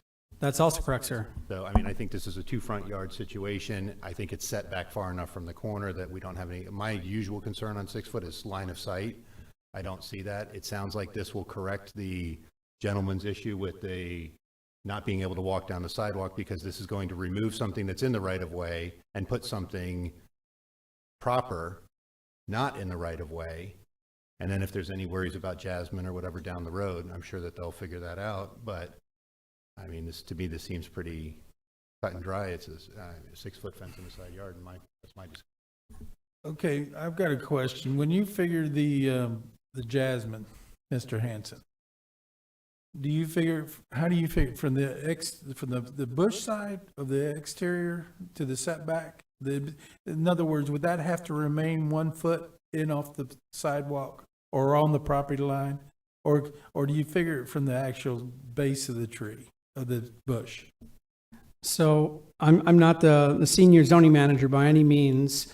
However, reading it, a fence, wall, or hedge can be theoretically located on the property line. So I would assume that it can't exceed the property line. So in other words, it can't extend out like a tree can. Now, you can plant a tree on the property line and it can extend over. Am I correct? Our senior zoning official would look at it on a case-by-case basis if there was a code complaint. Okay. All right. Okay, thank you. Mr. Chair, I'd like to also point out that we've got multiple letters of support on this, several signatures, several pages worth of signatures. I don't know if that was just passed out here earlier this morning, or later when we got here. I'm prepared to make a motion, Chair. Okay, Mr. Feller? In case V23-039, I say we approve the variance with the staff recommended one condition. I'll second. Any discussion on the motion? All of a sudden, I just have a question. All of a sudden, it just came. Is there any gate on that fence? Mm-hmm. So the gate is facing the real front yard. Okay, because with the two fences, it's like, well, that's really just a storage area between fence and fence. Okay, thank you. One more thing I'd like to say. I like to concur with Mr. Feller over there on, I always think corner lots have such a hardship with, and some of them just like, shouldn't even be here, but, that's another story. But especially the way the 6-foot fence cuts back into the house, I think I'm all for this, so. Okay, let's vote. Okay. Okay, and just for the gentleman that spoke previously, this would limit the height and the width of that shrub also. Now, I say the width, there again, it's left up to code to determine if they're saying they take it on a case-by-case basis. I'd like to see a separate condition that in any part of the jasmine not be exceeding into that 1 foot area. And you are welcome to add that condition in with your motion. Would y'all consider that? I just worry, my only thing that I would say is I probably don't have a worry. It sounds like they're going, now we're regulating a little, I think we're doing a little too much in my mind, but I would. I'm getting confused now. I'll keep it as I have Mr. it. Bender? I'm kind of wondering about why we're talking about the jasmine, because I thought it was going away when they take the short fence down. It's got to come down anyway. It's on the property line. It's on It the has to easement. come down. They got to take it down anyway. But they can put it back. Yep. Yes, They but can on put the it- other side of the fence, inside the fence. Yep. That's good. So, Yeah, once the fence is put on the property line, there cannot be anything on the others between the fence and the sidewalk any longer. It's going to be on it has to get cut the down. house side of that fence. I remind you, we're only looking at height. We're not Right. looking at setback. So they could put that fence within 1 foot of their property line and put that jasmine back. And then it would not be able to exceed the height of the 6 foot. They could do that. Okay, I'm going back to what staff said earlier, is they cannot put that in the right of way, which is the That's distance correct. between the face of the fence, And the if it's on their sidewalk. property line, and the edge of the sidewalk, correct? They cannot plant Yep. anything in that zone, in that area. Yeah, they're not able to have anything encroaching into the right of way. yeah. So it has to So be the inside. plants would be on the house side of that fence, Mr. Chair, as I see it. Mhm. But what if they decided to put the fence a foot within the property line? It would still be within the proper state. I see what you're saying. All right, so if they, okay, Okay. yeah. Now, if I wanted jasmine on my property line, on the outside of my fence, and all we're dealing with here now is a height, we're not dealing with setback, they could put that fence 2 foot on the inside of their property line and still put the jasmine out there. Now, granted, it couldn't exceed the height, but well, my concern is, and what the neighbor's concern is when the growth exceeds the property line and goes out. And I'm being told that that would be left up to code enforcement to make it on a judgment call. And I'm just trying to protect the neighbors and the adjacent property owner, that if they decided to do that jasmine could not exceed the property line, the growth or anything else of that nature. So, But again, they'd have to move the fence in. Yeah, they would have to Right, move the fence which in, would but then they also could. limit what they're showing there already that they're storing, so. so if I can clarify on my motion, Chair, really quickly, I did it based on the variance with the condition that it's limited to the proposed site plan. Are you saying that in the proposed site plan, we've talked that there's 12 inches between the line and where they're, or? They'd have to come back Right, I to move mean, the fence. yeah, I The think I get. condition is the height. I mean, the variance is for the height, though. We're not doing the setback. But then I don't I guess what I'm saying is I don't understand what you're talking about on where they plant then. That's the only thing I'm confused about is, I mean, the height of the fence, I mean, as they depicted on here, they're putting it I'm not on their gonna lot drag this line. out. Yeah. Mr. Chair, may I suggest that any shrubs or trees or plants that impact the right-of-way become a maintenance issue, and anyone can call our Public Works Department to go out and get rid of it immediately? Okay, all right, I'll leave it alone then. If they could, I get your point, and I understand what you're trying to say, and I'm going back to, I'm looking at these notes here, on page 6, the very bottom of page 6. The variance is limited to the location of the proposed fence as shown on the variance site plan. Yes. So if in fact they wanted to move that fence They have to come back. towards the house a foot or 2 inches, they have to come back here and go through this whole process all over again. Okay. So they've got to put it on the property line as it's shown on this site plan. That's what we're approving. Perfect. Okay. Yep. All right. Okay, going back to the motion that Mr. Feller made with, and Mr. Costas seconded, was approved V 23039 with the one condition. All those in favor signify by saying aye. Aye. Any opposed? Motion carries unanimously. Ms. Shelley, could I get the next one? Yes, sir. Case number V-23-040, variance to separate non-conforming lots and to allow development on a substandard lot on urban, single-family, R4 zoned property. Thank you, Ms. Shelley. Mr. Hanson. Good morning once again. Michael Hanson, Planning Development Services. This particular variance comes to us in effort by the recent owner to be able to finish land development action to vest the property to be able to build on. There's currently a notice of intent to approve that overall development plan for the particular property.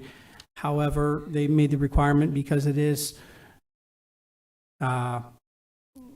non-conforming and has common ownership with parcel B, as you can see on the map in front of you on your screens.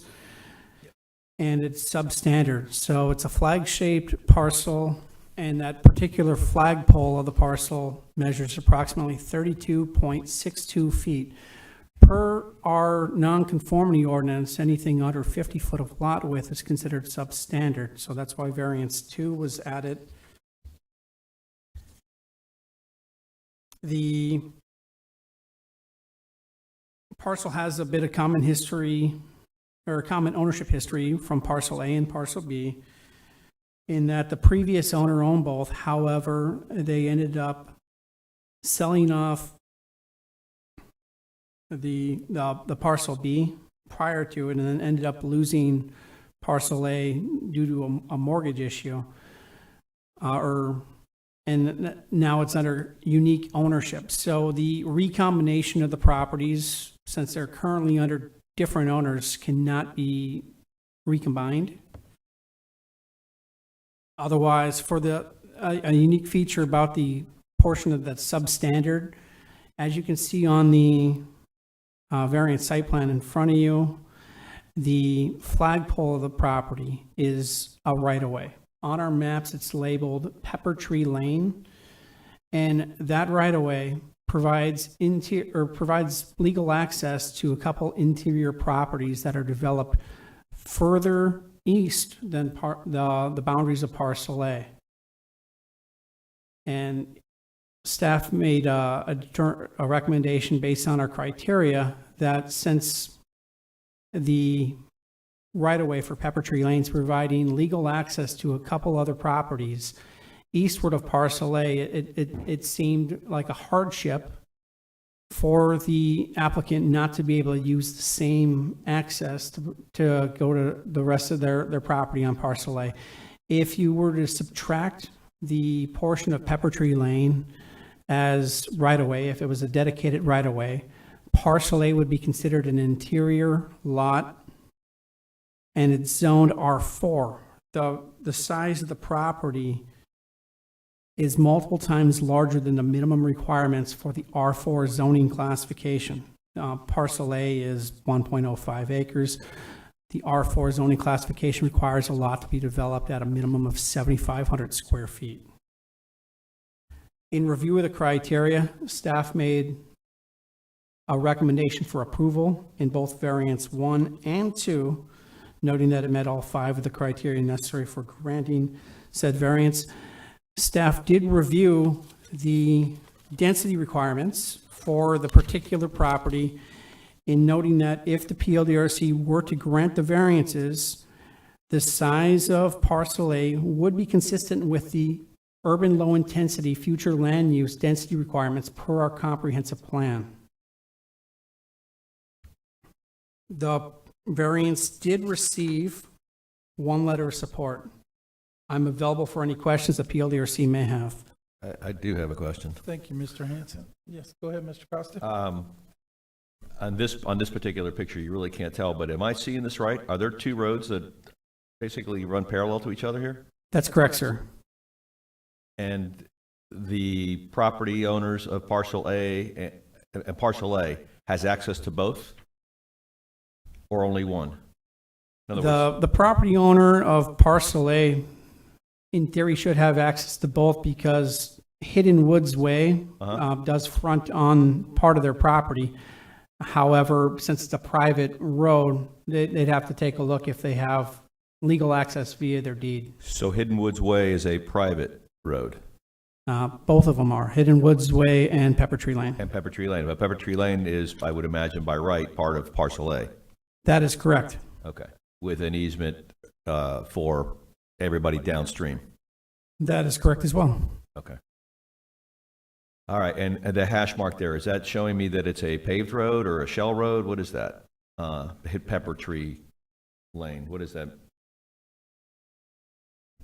It looks like it's an improved hardened dirt road from the image that you see there.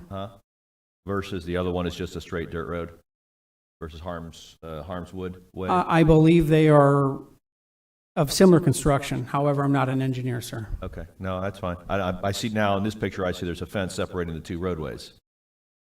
That's correct. Any reason, because there's a letter of opposition here, and I'm trying to understand why this person would have said that. Is there any reason that this person, that Ms. Tucker, or I'm sorry, English would have called in and asked the question and gotten an answer that parcel A was unbuildable? Is there any reason that they would have gotten that response from staff? So when the county evaluates the buildability of a property, we take a look into multiple facets. From a zoning perspective, we look to make sure that the property conforms to the minimum lot size and minimum lot width of the zoning classification. It also requires having physical and legal access to the property. That's the second portion. The third portion is to take a look if the property has vested rights. That's what the land development application for the overall development would address, which they've issued a notice of intent to approve upon the successful approval of these variance requests. So that was a hell of an answer, but in English, It's essentially like a three-legged stool, sir. Yeah. So you need all three to be able to sit on it. So you, in other words, so they would have called staff and staff would have said, this is an unbuildable lot. Is that what you're telling me? As it stands? It's possible. Staff would tell them that they'd have to meet all those criteria for the lot to be buildable. Different answer? That's not a yes or no. Yeah. It's on who That's you talk to. that's a non-committal answer. Okay, and I can see why this individual who wrote in a letter of opposition says, I bought my lot under the impression that that lot next to hers was unbuildable. And I'm trying to understand if she called staff and somebody at staff said, this is an unbuildable lot, how would that answer have been ascertained? And I get the analogy with the three-legged stool, and I appreciate the sarcasm in it, but it comes back to the same exact thing, is we have people calling in, getting potentially misinformation, and then we're having to deal with it at this end. So my question to you once again is, on the surface, outside of the development order that we're proceeding with today, this lot could be built on, yes or no? As the property is today, prior to the grant of the variance, it would not be buildable because it is considered a substandard lot per 72-206. And so that is the answer that this person got when they called in. And can I ask a question on the heels of that, Thank Mr. you. Costa? Yep. How did, apparently there's people that are, I'm going to say east of this, that have the access through this private road. How So the private road that we're talking about, not the, I mean. Pepper tree. Yeah, Pepper Tree, yeah, the one that matters. There's lots to the east that have houses that this right of way is used to get to. How did they build their houses if this was not? Is it because this one was part of the larger 2-acre, or whatever that parcel was, parcel A and B combined, or? So to follow up on what Michael was saying about land development, when these variances come before you, we send it out to our environmental staff, our land development staff, our transportation staff if we need to, and they will always, especially land development, will let us know right up front if something is not currently vested. And then we would not bring that item forward to you unless we work in conjunction with them to help get them vested. Which is what we're doing here. And land development did comment in this particular case with comments that the Development Review Committee met on December 7, 2022 to approve an overall development plan application 2023-S-ODP-0064 with the following conditions. Condition 1, an approved variance to develop a substandard lot and separate the property from what is parcel B here on your screen is required to issue a development order, and then the trees along Pepper Tree Lane must be trimmed to meet fire rescue requirements prior to issuance of a future building permit.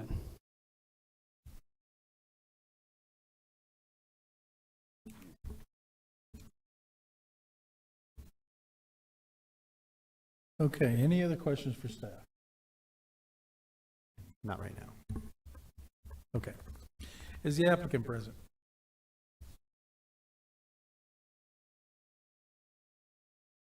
Good morning. Could I get your name and address for the record, please? Absolutely. I'm Jessica Ross. My address is 391 Fox Hill Drive. Okay. You've heard the staff report. Is there anything you'd like to add to that? Not really.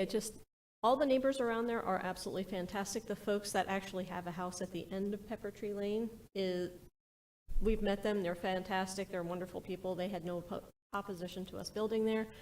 And honestly, it's a great lot. I hope you guys pass our variance. Well, Okay. Do we have any questions for the applicant? Mr. Just to Fellow. clarify, Sure. this person that you're talking about lives at the end of Pepper Tree. Yes. And has to drive right across along there. there Yep. and drive, and has been doing that for how long, do you know? Since they've owned the house, and that house was actually built prior to them owning it. So this is the second owner that's been on that house. Gotcha. And we've already, mapped out where we could possibly place a home on the lot without interrupting their traffic flow back to their home. Even if that were the case, Hidden Woods Way, once again, is literally right next to it. It is a full dirt road. So there's still, even for fire rescue, whatever, for houses all the way down Hidden Woods, there's plenty of room. No worries. Thank you so much. Any other questions for the applicant? All right, we'll see if we have any public participation. If we do, I'll give you a chance for rebuttal. If not, then we're going to close the floor. Do No, we have sir. anything? Okay. We're going to close the floor for public participation and open up for commission discussion or a motion. I'll make a motion. Yes, sir. Case number V-23040, that we approve variances 1 and 2. I do not believe there are any conditions. No conditions. Second. Okay, I've got a motion on the floor from Mr. Costa to approve V-23040, variances 1 and 2, and a second from Ms. Shelley. Any discussion on the motion? All those in favor signify by saying aye. Aye. Any opposed? Motion carries unanimously. Ms. Shelley, could I get the next case, please? Yes, sir. Case number V-23-041, a variance to the maximum fence height requirements on urban single-family R3 zoned property. Mr. Hanson, this is yours also. Good morning once again. This particular property here is located off John Anderson Drive in Ormond Beach. It has a zoning classification of R3. It's considered an atypical lot as it fronts on the Halifax River, as you can see from the aerial map in front of you. The variance that we're dealing with today is for a fence. So on the variance site plan, if you can advance to the next page, there's two portions that are circled there that are highlighted in yellow. There's an existing fence that was permitted, however, it wasn't necessarily constructed to the permitted standards. It was built at a height of 4.5 feet. The portions of the fence that aren't highlighted yellow and circled on the variance site plan can be dealt with through the building permitting process, but the portions of that particular fence, in the effort to enclose the rear yard or waterfront yard of the property for the safety features of the owner's children and pets, are highlighted there. The proposed height is 4.5 feet. In review of the variance criteria, staff made a recommendation to denial, stating that they failed to meet 4 of the 5 criteria. Those particular criteria is that there were no special circumstances or conditions that would necessitate the need of having a 4.5-foot fence in that location. Per our regulations for fence 72-282, in a waterfront yard, the maximum fence height is limited to a height of 3 feet. So we're looking at a 1.5-foot increase for the variance. The location of the proposed fences for the variance are entirely the responsibility and choice of the applicants. And the literal interpretation of the zoning ordinance would not necessarily work an unreasonable hardship upon the applicants, as a fence could be permitted to a standard of 3 feet within that waterfront setback. And it's not the minimum necessary to make a reasonable use of the land. However, in consideration of criteria 5, staff noted that the intent was for the safety of the applicant's children and pets to enclose the fence on the property. So they're looking at trying to essentially protect that. It wouldn't necessarily be injurious to the area. Otherwise, to resolve the permitting issue, with the fence being built at 4.5 feet as opposed to the permit at 3 feet, the applicants will have to resolve that through building permitting. I'm available for any questions the board may have. Thank you, Mr. Hanson. Any questions for staff? Okay, is the applicant present? Okay, the applicant is not present. Do we have any public participation on this case? No, sir. All right, we're going to close the floor for public participation and open up for commission discussion. I just say that I looked at that and I don't see any problem with it at all. I looked down that fence and I'll make a motion that we approve variance 23-041, and I don't think it had any conditions, no. Yes. Yes, I'm sorry. Limited to with the one condition, limited to the location and size. I'll second. We got 4 conditions on this.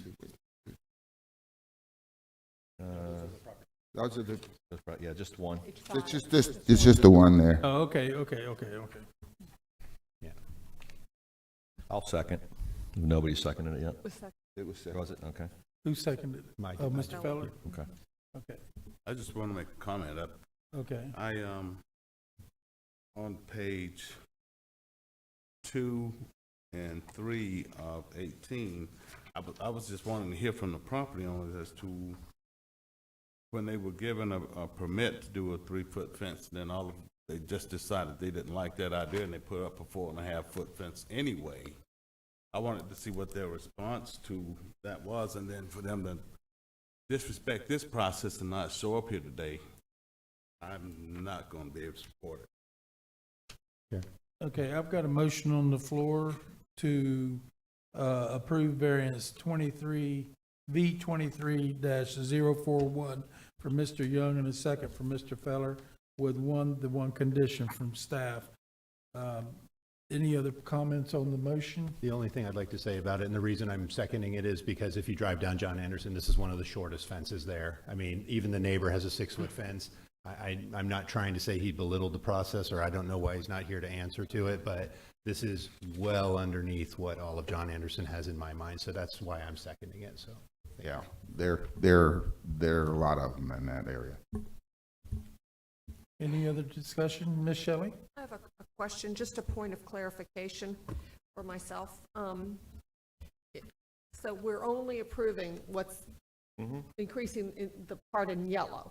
That's correct, ma'am. Right, so all of the blue part is still not approved. So on the previous variance site plan, and we modified it for the overhead projection, but the portion that you received, that area in blue, is going to be removed by the applicants. So it is going to be removed, all the blue. Yes, ma'am. Okay. Okay, any other discussion on the motion? Okay, hearing none. All those in favor signify by saying aye. Aye. Any opposed? I've got an approval with a 6-1 with Mr. Bender in dissent. Okay. Ms. Shelley, could I get the next case, please? Yes, sir.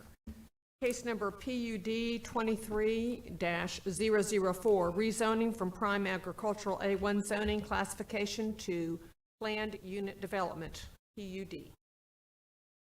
Thank you, Ms. Shelley. Be- And this Before is- before this case starts, I've got to recuse myself from it because this has been in my family for up until the sale of it a year ago. My grandfather actually built this place, so this is family history, but there's still, the corporation I'm in still holds a note to this, so I got to back out. All right. But we hope you'll discuss. So I don't know if Mr. But I would like to talk for it though, so, because I see a representative that's supposed to be here is not, the owner called me and said that he would not be able to be here. He's out of Okay, town. let's get a clarification Okay. from legal on this. If Okay. he wants to recuse himself because of his ties to the property, but he still wants to participate as a public participant. That's fine. He can do that. He can disclose and still discuss, he just has he's Okay. recused himself. The second question is, and I don't know if this has come up before, can he remain on the dais and do that, or does he has to be in the public forum? He can remain where he is Okay. with the disclosure. Nothing against you, I needed to ask that question. Okay. Can I get the staff report on this, Mr. Shams? Sure. Good morning. This is Steve Shams with Planning Development Services. The project is a rezoning to PUD with a business subclassification. The applicant is requesting the rezoning for an existing bar and restaurant and a proposed accessory structure. The property is developed with a concrete structure originally built in 1926. Over the life of the structure, it is operated as a bar, a retail store, and a gas station, but it is now just a bar and restaurant. In 1998, a final site plan was approved by Volusia County Development Review Committee and permitted the use. The approved plan is similar to what is being proposed now. The only difference is the location of the accessory structure. But the final site plan did expire. The property was sold to the current owner in 2022, and the new owner would like to improve the property.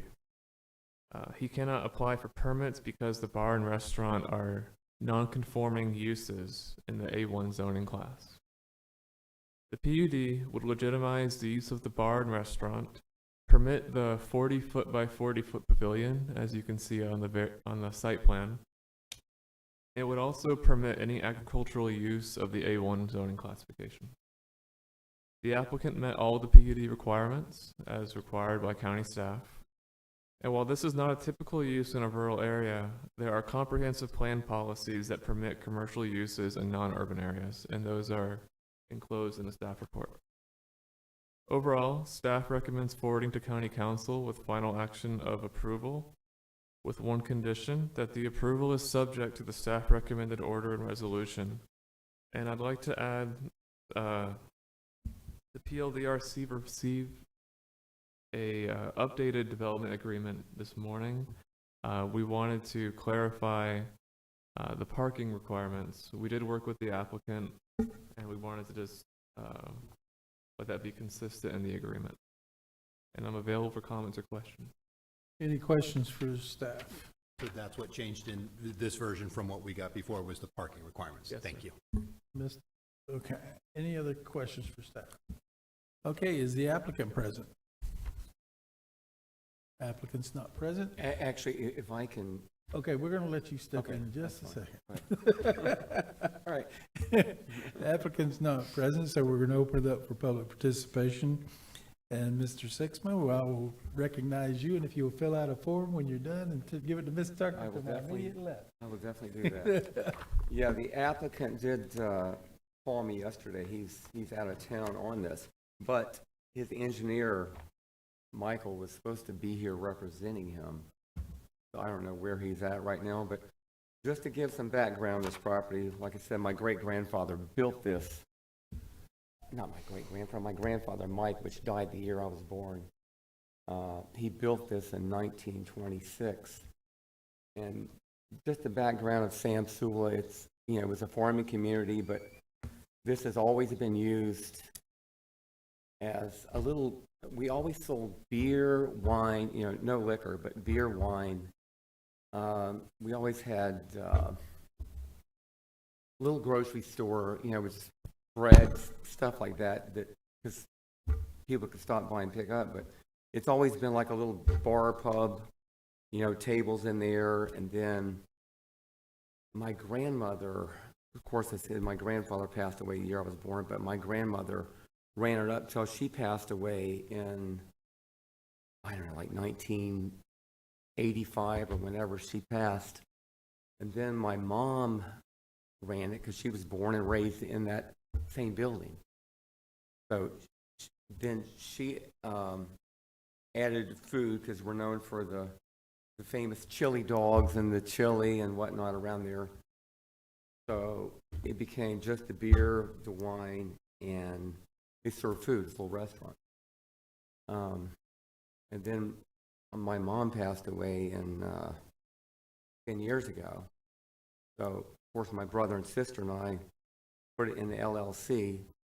And her first cousin, Nettie Humphrey, which lives a couple doors down, which worked with my mom, we put her as general manager. She ran it all the way up until last year.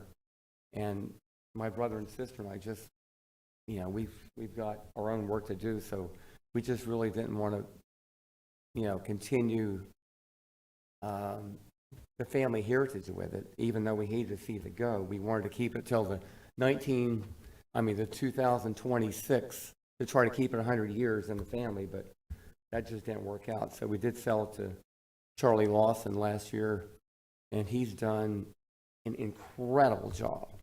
Just totally reworked the kitchen.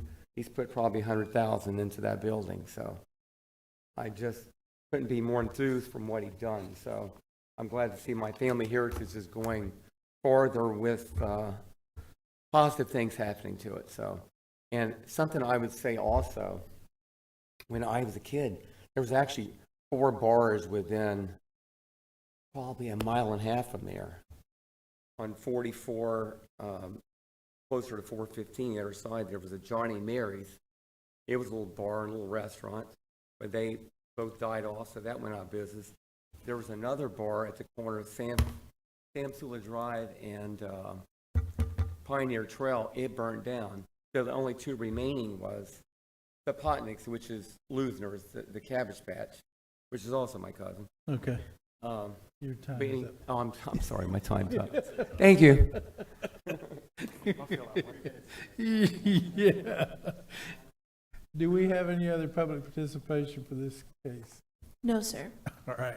We're going to close the floor for public participation and open it up for commission discussion. Chair. 1, 2. Wait a minute. We've got 4 members here. We can move forward with it. Well, now we got our 5th one. Yeah. Okay. Move forward with a motion. Discussion, yeah. Discussion. Yes. Mr. Feller. Yep, sorry. Probably going to echo some of the sentiments that you're going to hear on this. Oh, and there's the applicant as well, too. There's the applicant. So I live right by this, and as a few of us do, and I'll echo the sentiments that Stoney said. It's great to see this become what it is. I'll also note that they marked, the chili is fantastic. I'll also note that they just marked their 1-year anniversary with a huge event. And there were, in my mind, and I was right there, no issues with parking. I didn't go to the event, but I was down there for a different reason. No issues with parking, and it was massively packed. I think they're doing a phenomenal job with this.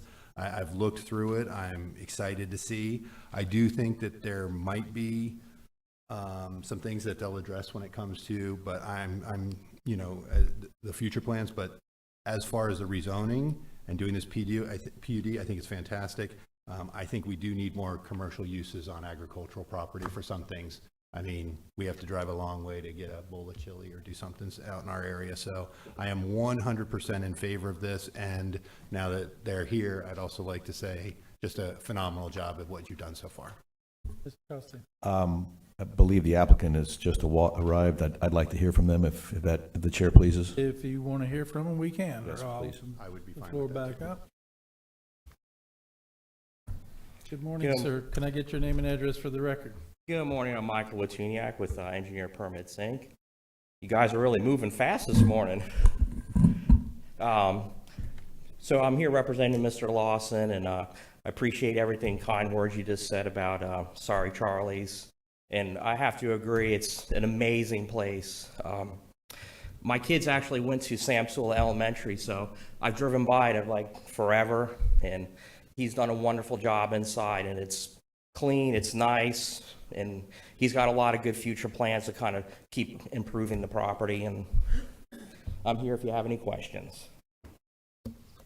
Mr. Costa, did you have any questions? Yeah, have you had any, there's nothing in this package, so I don't see any letters of opposition. I also don't see any letters of support. Do you have either or of those for us? Well, just to point out, we've all been doing this a long time, and generally it's generally citizens against everything, and generally people only come out for the most part for opposition. Right. So, and everybody in the neighborhood, I even asked Mr. Lawson, is there anybody that, opposes your project? And everybody I even went to came in to check it out, and I brought my fiance, and it's like, oh, these are the neighbors next door, and these are the neighbors here, and it's clean. And so no, as far as I know, nobody's in objections to the project. Okay. And in full disclosure, I was present on Saturday. It was their first anniversary, but it was also a veterans event. And that's one of the reasons I went there. And yes, the place was, I would say, to capacity. And I don't know what that capacity would be, but there was quite a few people. I think that this is the improvements from, and I've lived in that Samsula area probably now for going on 15 years. So I went there prior to Charlie owning it. He has made tremendous improvements to the property, aesthetically as well as clientele-based as well.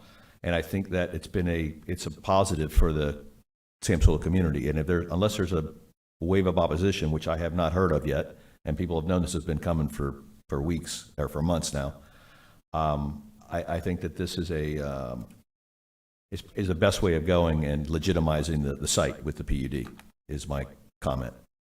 Well, we appreciate that, and I think it's just from going to that location, just getting all the people from the front to the back, and it's just going to work out a lot better. Okay. And just one last thing, I think that during the event, they raised close to $19,000 for the veterans during that rally, so he celebrated his 1-year anniversary at the same time giving back to the veteran community. And that is correct. Mr. Lawson confirmed to me he did raise $20,000. Okay. Thank you, sir. We've already closed the floor. We'll close the floor again to public participation and open it up for a motion, actually. I'm ready for a motion. I'll make that motion. Thank you. Go ahead. In PUD 23-004, I say we forward the rezoning application to the county council with a final action of a recommendation of approval. And I will second that motion. Okay, I've got a motion from Mr. Feller to forward the rezoning application case number PUD 23004 to county council for final action with a recommendation of approval, and a second from Mr. Costa. Any discussion on the motion? All those in favor signify by saying aye. Aye. Any opposed? Motion carries 5-0 with Mr. Bender and not present, and Mr. Sixma has recused himself. So we will move on to the county council. All right, here we are. that is the end of our normal schedule. We do have a public item to contend with here this morning, I guess it is still morning, of the proposed ordinance for 2023, amending Chapter 72, Article Section for the Southwest Activity Center. Would you guys like to take a break before we dig into that? Okay, and how much of a break would you like to have? If we could have 5 minutes, that would be fine. We're going to give you 15. Okay, we're going to give a 15-minute break, and then we're going to continue on with this, okay?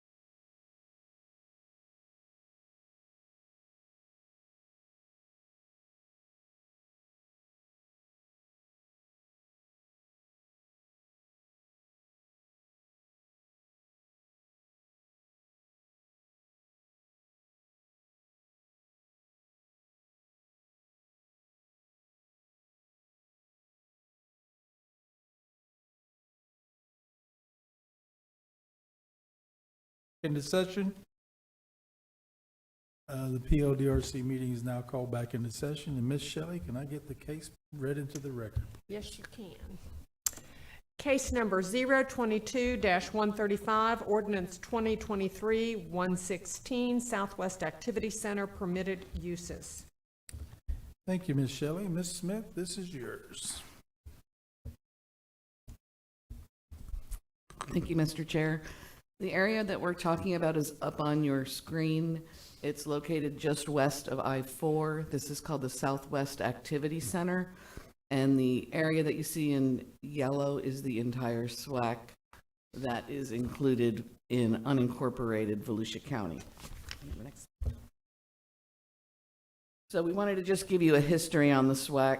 Volusia County and the municipalities participated in a joint planning effort to develop a large area along the I-4 corridor, along with DeLand, Deltona, and Orange City, known as the Southwest Activity Center. This was initially identified in our comp plan since its original adoption in 1990. The local governments jointly approved an area-wide master development of regional impact and the associated comp plan amendments by 2003. And those provisions from the DRI ended following the recession. So just to review, in 1990, this was designated on our future land use map. In 1994, we had a local plan. We adopted a local plan. In 2003, we had a multi-jurisdictional DRI that encompassed 1,821 acres in the county, DeLand, and Deltona. And then in 2010, Deltona repealed their DRI. In 2015, Orange City annexed 72 acres and they rescinded their DRI. And then in 2018, DeLand and the county abandoned the DRI. So we wound up with 486 acres of SWAC remaining in unincorporated Volusia County. And the county council adopted amendments to the comp plan and the zoning ordinances in 2018 to include the SWAC, and we did include that in your packet. Since that time, we've noticed there are inconsistencies between the zoning regulations and the policies in the future land use element that we're trying to resolve. So before we talk about those, I just want to talk about entitlements, and that is what is allowed to happen in the area based on that original DRI. Initially, the DRI allowed for 2,315 multifamily units, 263 single-family units, almost 7 million square feet of office, 722 hotel rooms, and over 7 million square feet of warehouse and industrial space, and over 3 million square feet of retail. When the DRI expired and everybody rolled their different portions into their own comprehensive plans, Volusia County was left with 1,900 multifamily units, 220 single-family units, 1.4 million square feet of office space, 700,000 square feet of retail, and over 1 million square feet of light industrial, which also includes warehouse and distribution centers, and that is spelled out in our comp plan, and then 269 hotel rooms. So this is what the portion in Volusia County looks like now. On the left-hand side, our current land use, there is a community district, and there is a commerce center, a commerce district. And then the zoning is what you see as SWR, which is residential, and SWC, which is commerce. So on June 21st, the county council directed us to make 2 zoning code revisions in the SWAC to resolve the inconsistencies between the comp plan and the zoning ordinance. In August, we brought the item to PLDRC for a recommendation, and the PLDRC voted to continue the item for up to 6 months for a special meeting. We did try to schedule a special meeting in September, however, it was canceled due to Hurricane Ian. So the item is back before you now to provide you history on the SWAC, as well as to review what the conflicts are and to get a recommendation from PLDRC to forward this back to County Council. So regarding the conflicts, the first one is with the Southwest Activity Center Commerce zoning classification. The comprehensive plan allows warehouses and distribution centers. Unfortunately, the zoning ordinance, we have a list of permitted uses in there, and those 2 uses were not included in the zoning ordinance. So the council directed us to add the following terms to the list of permitted uses in the Commerce District, and those are distribution center and warehouse. The second conflict relates to the SWR, which is the residential zoning classification, and this is for single-family homes. The density is 4 to 8 units in the SWAC for single-family homes. Unfortunately, when you try to put that into application, the requirements for new roads, open space, tree preservation, and stormwater, which usually take up between 30 and 40% of your project, it's impossible to meet the minimum lot size, and they cannot meet their density requirements. So the council directed us to change the 7,500 square foot lot size to 5,000 square feet for single-family residential lots, and to change the lot width to 50 feet. And just to clarify, 7,500 square feet in all of our zoning classifications is typically associated with more suburban type development. The 4 to 8 units is more closely associated with a medium intensity, and that's what we're looking for here. So you all asked us to show you the development activity in the SWAC. This is an overall picture of what is west of the SWAC. West of I-4. And you can see that the large undeveloped swath right down the middle there, that's actually where the county portion of the DRI is. And everything else is in those municipalities. So if you can go to the next slide, please. The development activity east of I-4 is shown on this map. And again, that's not in unincorporated Volusia County.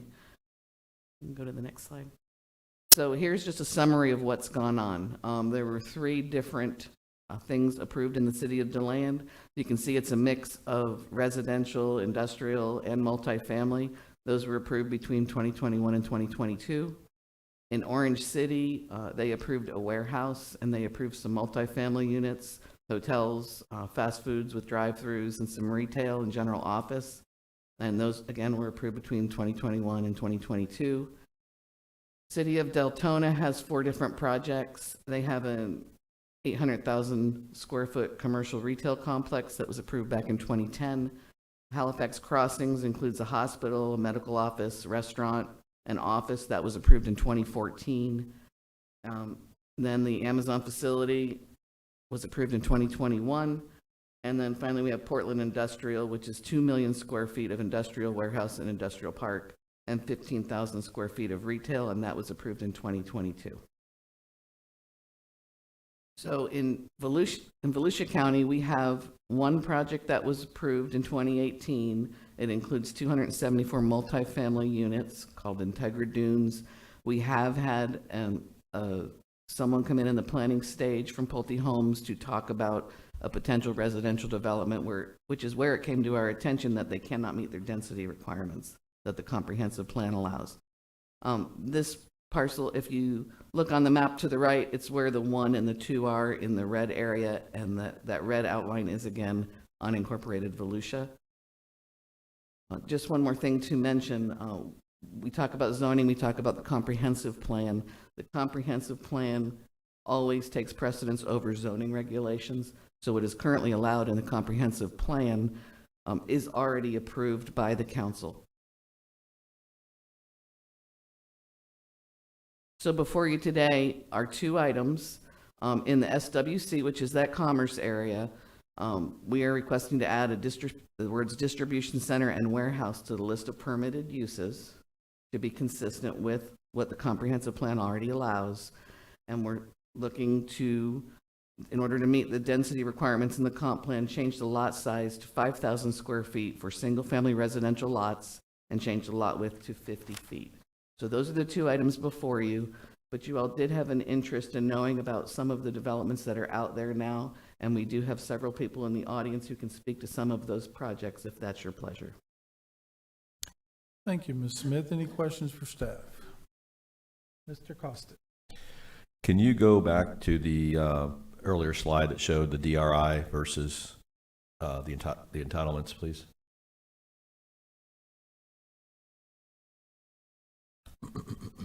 That one right there. So the items on the left are no longer in play. Is that correct? That's correct. When the DRI went away, everybody rolled the entitlements into their own comprehensive plans, and the red box that you see on the right is what Volusia County received. Okay. Of the entire project? Yes, sir. Okay, not necessarily that we reduce the density, it's just our portion of the entire project. Okay, that's what I needed clarification on. Thank you. Mr. Bender. On page 5 where it's talking about the permitted uses, is there any reason that you all didn't have grocery stores as a permitted use in that area, That would fit under retail. under retail? Mr. Feller? Thank you, Chair. Since we're on that, I was going to save it for later, but I did want to, I guess, do a clarification. It was mentioned that the two uses, warehouse and distribution centers, were not included. But I'm looking at line item 38, and it is included. It says warehouse facility. So I understand that we're adding distribution center, but I thought what you said was that the two uses weren't included, and that's why we're doing this. And I do see warehouse facility as being included. So just to clarify what you said, both uses are contemplated by the comprehensive plan. We are merely rolling them into the list of permitted uses Right. within the zoning Can you code. go a slide forward? I guess what, if we can just move to, yeah, here. Inconsistencies, and then maybe the next slide. I'm sorry, I didn't see this. Okay, I guess what I'm trying to say is the inconsistency with just the word distribution centers? Because warehouses was put in there. I mean, did we have the language of distribution centers before that? I mean, I guess what I'm asking is, the inconsistency was, what I just heard through the staff report was that the two uses were not included, but I see one of those uses as included on there. You're referring to on page 5 of 94, where it says flex office / warehouse facility. Yes. So I'll have to defer to the planners, but I'm assuming they don't feel that that's specific enough to include just warehouses, because it is one definition. You have to have a flex office / warehouse facility rather than just a pure warehouse, which is contemplated by the comprehensive plan. That is correct. When some of these items came forward to discuss with our TRS group, which is our technical team, they determined that they would need to have those specific uses outlined here to make them consistent. So that's why we're asking to add those words specifically. It's a definitions issue. So we currently have in our comprehensive plan that was approved, we have a definition for warehouses and distribution centers that's different than a definition for flex office warehouse facility.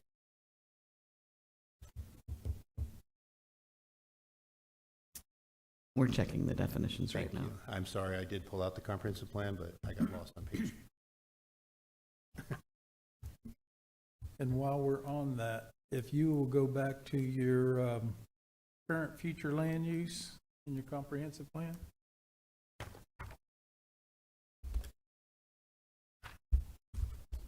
It's on page 74 or 94.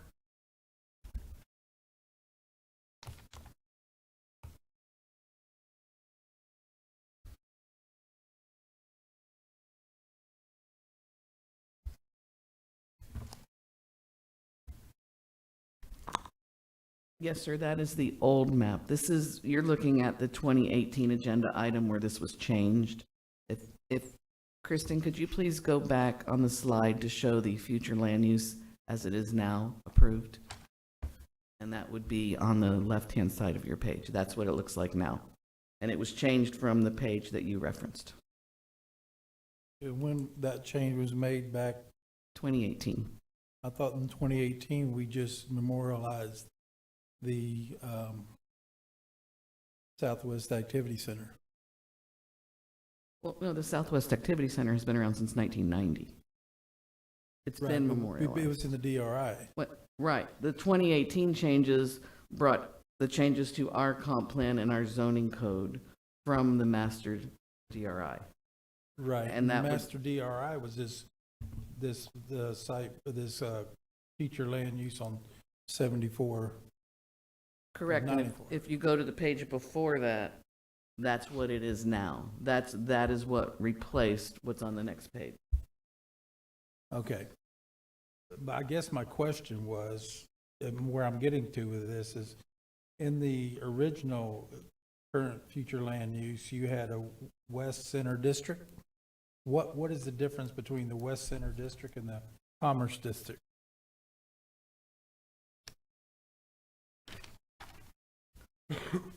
That was before my time, but I do have someone in the audience who was there for this, and if you could let me bring him up, he can answer that question for you. Okay, sure.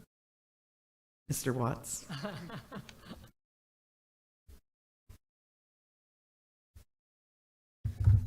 Good Morning, Mr. morning. Watts. For the record, Mark Watts with the law firm of Cobb Cole, 231 North Woodland Boulevard, DeLand, and appreciate, we've been talking with your staff about some of these changes and everything else, and so we've also been involved with some of the other projects that you saw on those other maps, so we've dealt with the West Commerce District. I think what, under the DRI, there was a number of different regions established kind of throughout the DRI development order. The West Commerce District actually included some more of those kind of neighborhood commercial type uses, and a mix of, kind of more walkable combination of uses, if you will. For example, if you go across the street into the DeLand section, where we've now got the DeLand Tech Park PD that was approved late last year, that has, the kind of the shopping center, grocery, uses and things of that nature that were part of the West Commerce Center, along with some of the mixed multifamily residential and things of that nature. So I think when the county council in 2018 took the former DRI regulations and put them into the comprehensive plan, the determination was made at that time to really consolidate it into two classifications, the SW, or the community district, and the commerce district, and that's what you see there now as the current. So in essence, the commerce area and the what was the prior name? Western Center District? West Center District were sort of consolidated into one district under the comprehensive plan. Under the Commerce District, okay. Do we have any other questions for staff? We're going to go ahead and let you're the applicant, so we're going to bring you forward at the moment. Or not the applicant. I'm not the applicant. No, okay, I'm sorry. Mr. Chair, we've got, I think, to follow up on Mr. Feller's question. Flex office / warehouse is its own separate definition from warehouse. So you have the definition for warehouse in your packet. I believe, what page is it? Page 3 of 94. So that is the definition for warehouse in our zoning code. I'm going to read to you the definition for flex office / warehouse, Okay. which is its own distinct use. Okay. And it says it's a flex type or incubator tenant space that lends itself to a variety of uses. The building may be designed for single or multiple tenants, divided in spaces running front to rear. Office space is typically located at the front of the building, with warehouse space toward the rear and accessed by roll-up delivery doors. The space may include such uses as office, retail and wholesale stores, warehousing, manufacturing, or scientific research functions, which is distinct from our own separate definition of warehouse, which is why when this went to TRS, they told us, no, your flex office / warehouse does not cover the use warehouse that is contemplated by the comprehensive plan, so you need to add it. Okay, and if I can follow up on that question, all these definitions, flex office warehouse, and distribution center, have been in our comprehensive plan and in our land. It's in our zoning code. Those for- definitions are not in the comprehensive So plan. those definitions that are in the zoning code have been in existence for the same number of time, or have these been added recently? Can you answer that? I don't think we've changed the fundamental definitions in a long Okay, time. that's all. That helps me in trouble. Okay, any other questions or comments?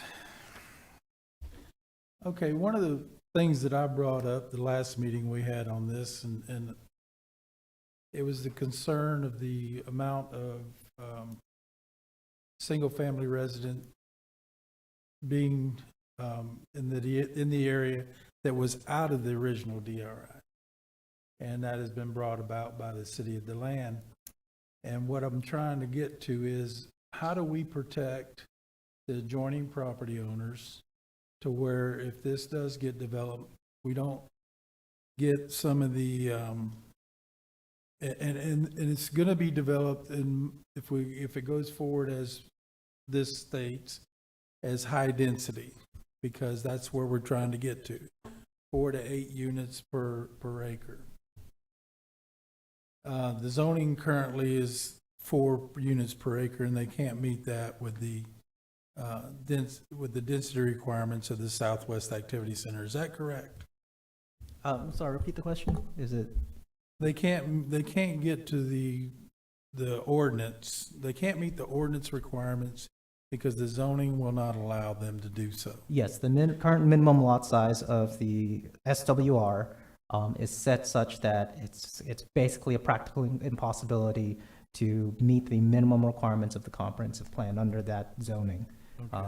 The options are, if they want to get to 4 to 8, they can go for a PUD to meet that 4 to 8 dwelling units per acre if they want single-family residential dwelling units in the community district land use portion of the SWAC. Okay. So they can do it through a PUD, correct?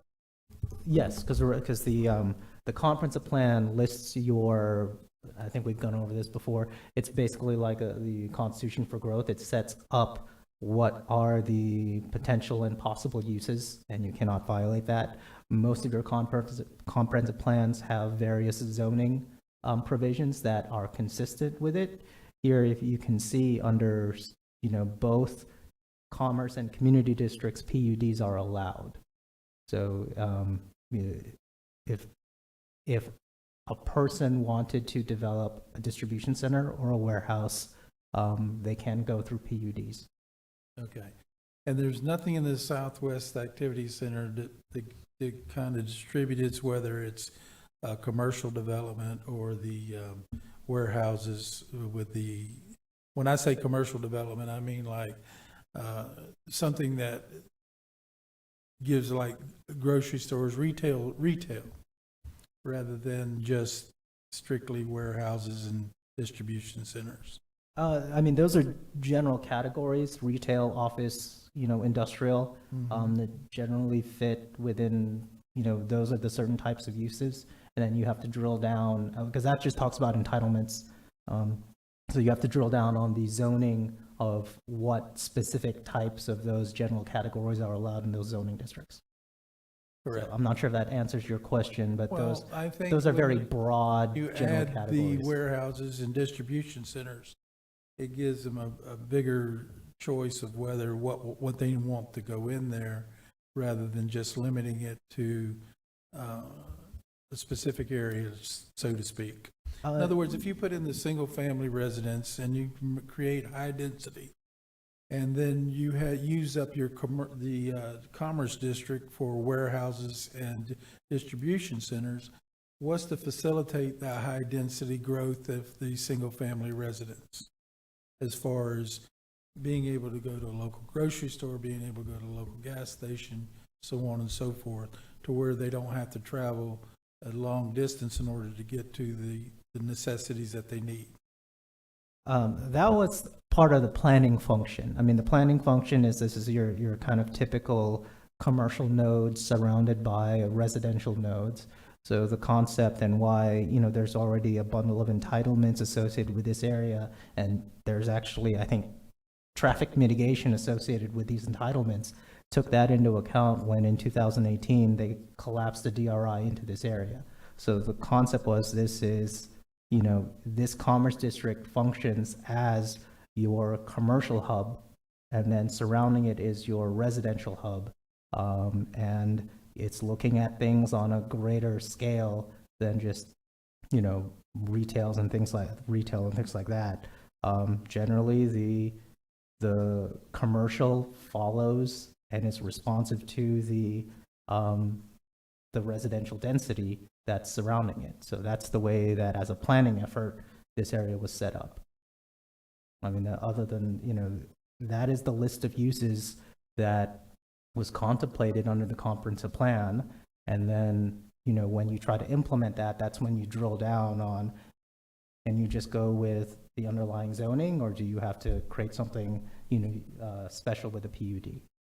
But it doesn't necessarily answer that kind of question of how to facilitate, high density, because So those are already contemplated by your minimums and maximums.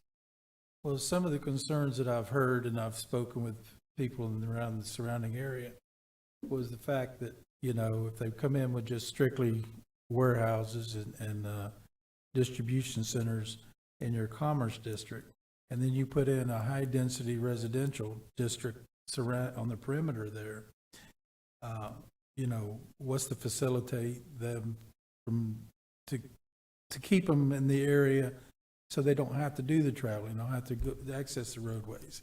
And there was some concerns, and these are just some concerns that's been brought to my attention. They may not be my personal concerns, but is the fact that the schools, one of the things was the schools. They said right now we've got a deficit of teachers of over 100 teachers, and now we're still adding in high-density growth.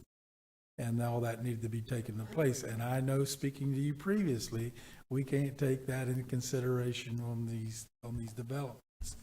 Can I call a point of order? Are we on commission discussion? Are we going to hear from the public today on this? Yes, yes. we Okay. are. I just didn't know. But I'm just trying to get this clarified through That's fine. whether that the PUD wouldn't have been more appropriate than the actual rezoning and the because in a PUD, it shows you what's going where and how this will facilitate, rather than just giving a blanket approach.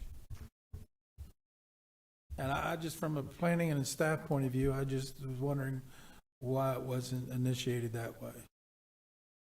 Because these are the questions being asked me when I'm asked. And then this is a staff question, so we'll have time for the public to speak and hear from them. So that was a lot of information. We're going to try to unpack it all. Okay. The first is we were looking at the requirements for landscaping, because one of the things you said was that a PUD allows you to control landscaping and buffers, and that is true. In this case, if there is something that's permitted by right, it would go through our staff review process and would be subject to our landscape code. So depending on what the project is, where it's located, what it's adjacent to, would establish the buffers that would need to be required for that project. So it's not that if it's not a PUD, there is no landscaping. There is still a landscaping requirement and a landscape buffer requirement.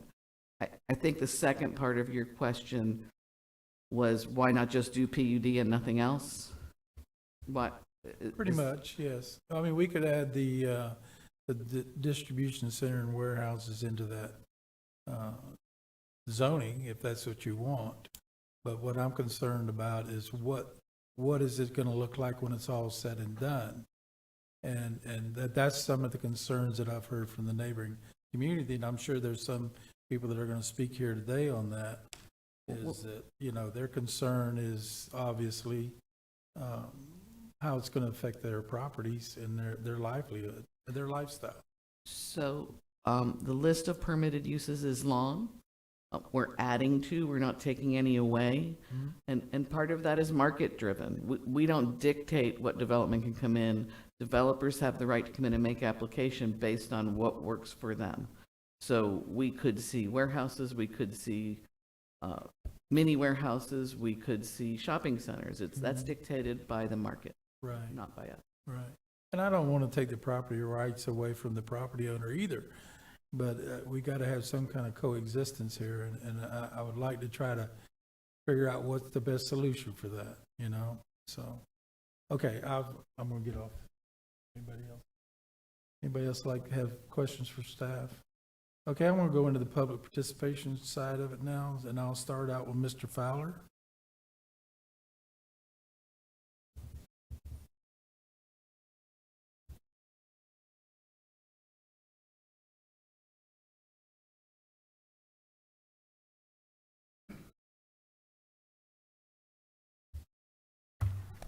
Good morning. Good morning, sir.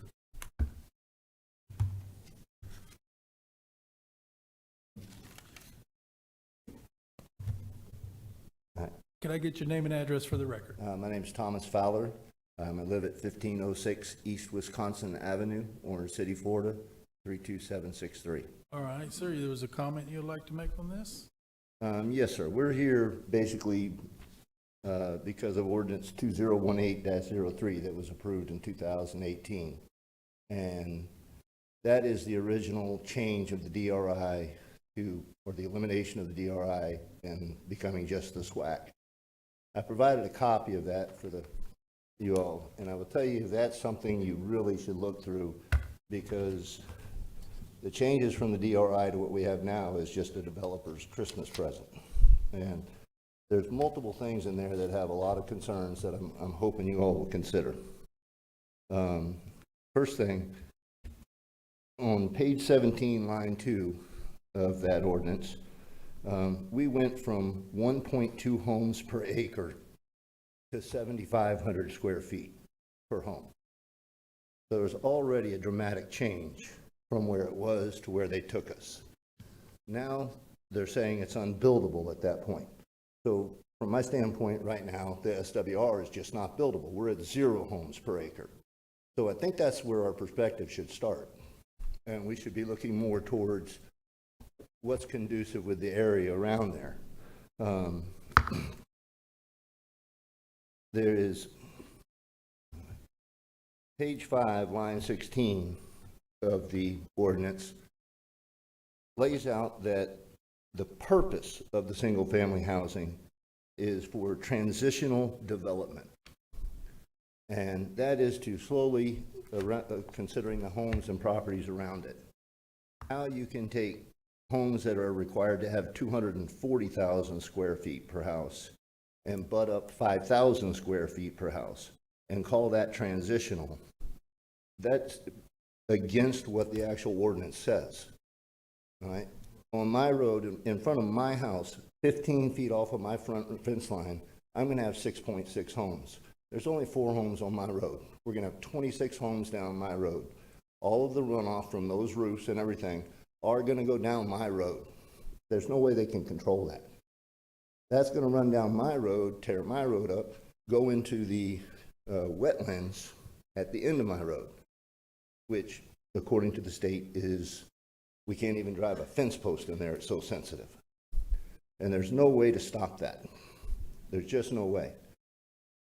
My neighbors, who all are under the same guidelines that I am for 240,000 square feet, also will have that. My neighbor Julius, he will have 19 homes surrounding his property on his fence line. He can have one house, there's going to be 19 around him. That's nowhere transitional. There's one last thing, just to real quick, I know I'm running out of time. We talked a lot last time about traffic. And I would tell you, look at page 13, 1.6.1 through 1.7, and the changes in the responsibility of traffic control. In the original DRI, they had to alleviate traffic congestion. In the new writing of it, they just have to minimize congestion. There's no responsibility for traffic. Minimize is not a definable term. All right, sir, I'm going to have to have you close the comments. Is there anything anyone like to ask the? Yeah, I do have one quick question. So you're on Wisconsin, you said, correct? Correct. How large is your lot? How many acres? 5. 5 acre lot? 5.05 or something like that. And then I'm guessing, I'm looking at the picture that's up on the screen. So those 4 lots that I'm seeing outside of the DRI, you're one of those 5 lots there to the left? Correct. Is that correct? Okay. Those are all 5 acre parcels, correct? They are. Okay. And all of these people are here. And your access to your property is through Wisconsin? No. Wisconsin, the prairie, the wetlands that I talked about, okay, divides East Wisconsin from one side to the other. Ours only has 4 homes on it. You have to get to it from Iowa. From Iowa, okay, which is to the left of the picture. Is that right? Correct. Okay. Well, I haven't studied the picture. That Iowa over there? That sounds right, there yes. You go. Okay. All right. Thank you. Any other questions for the speaker? All right, thank you, sir. I've got a Wendy Anderson.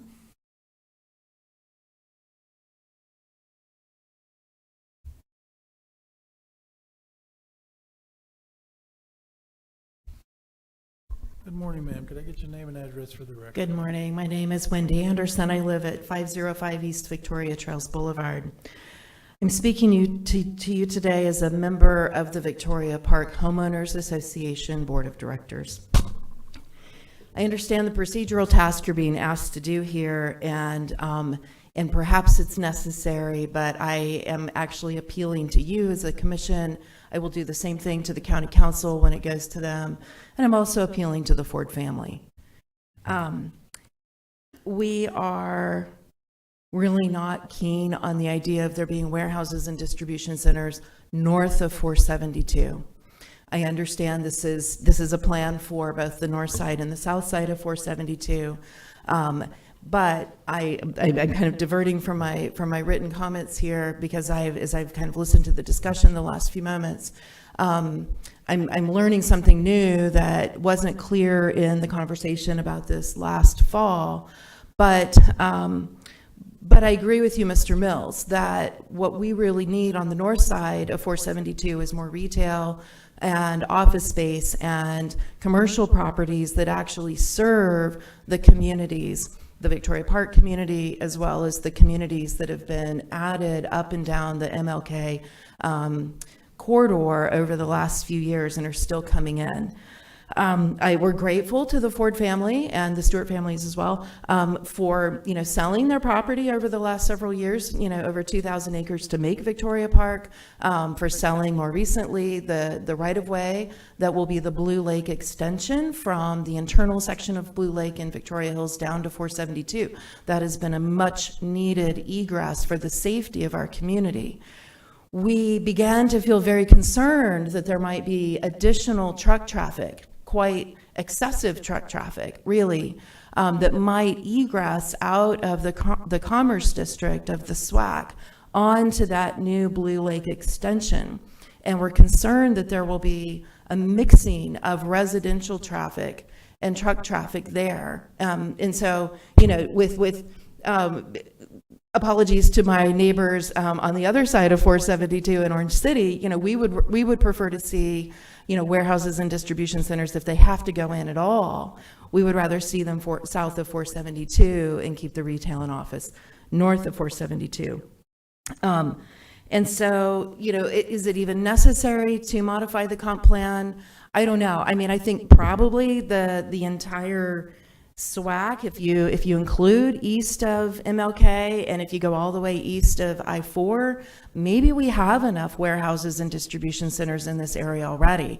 Is it market driven? Perhaps it's market driven, but I would say the market is right now highlighting residential development, and residential development needs these kinds of retail and workspaces that are not warehouses and distribution centers. Those are incompatible.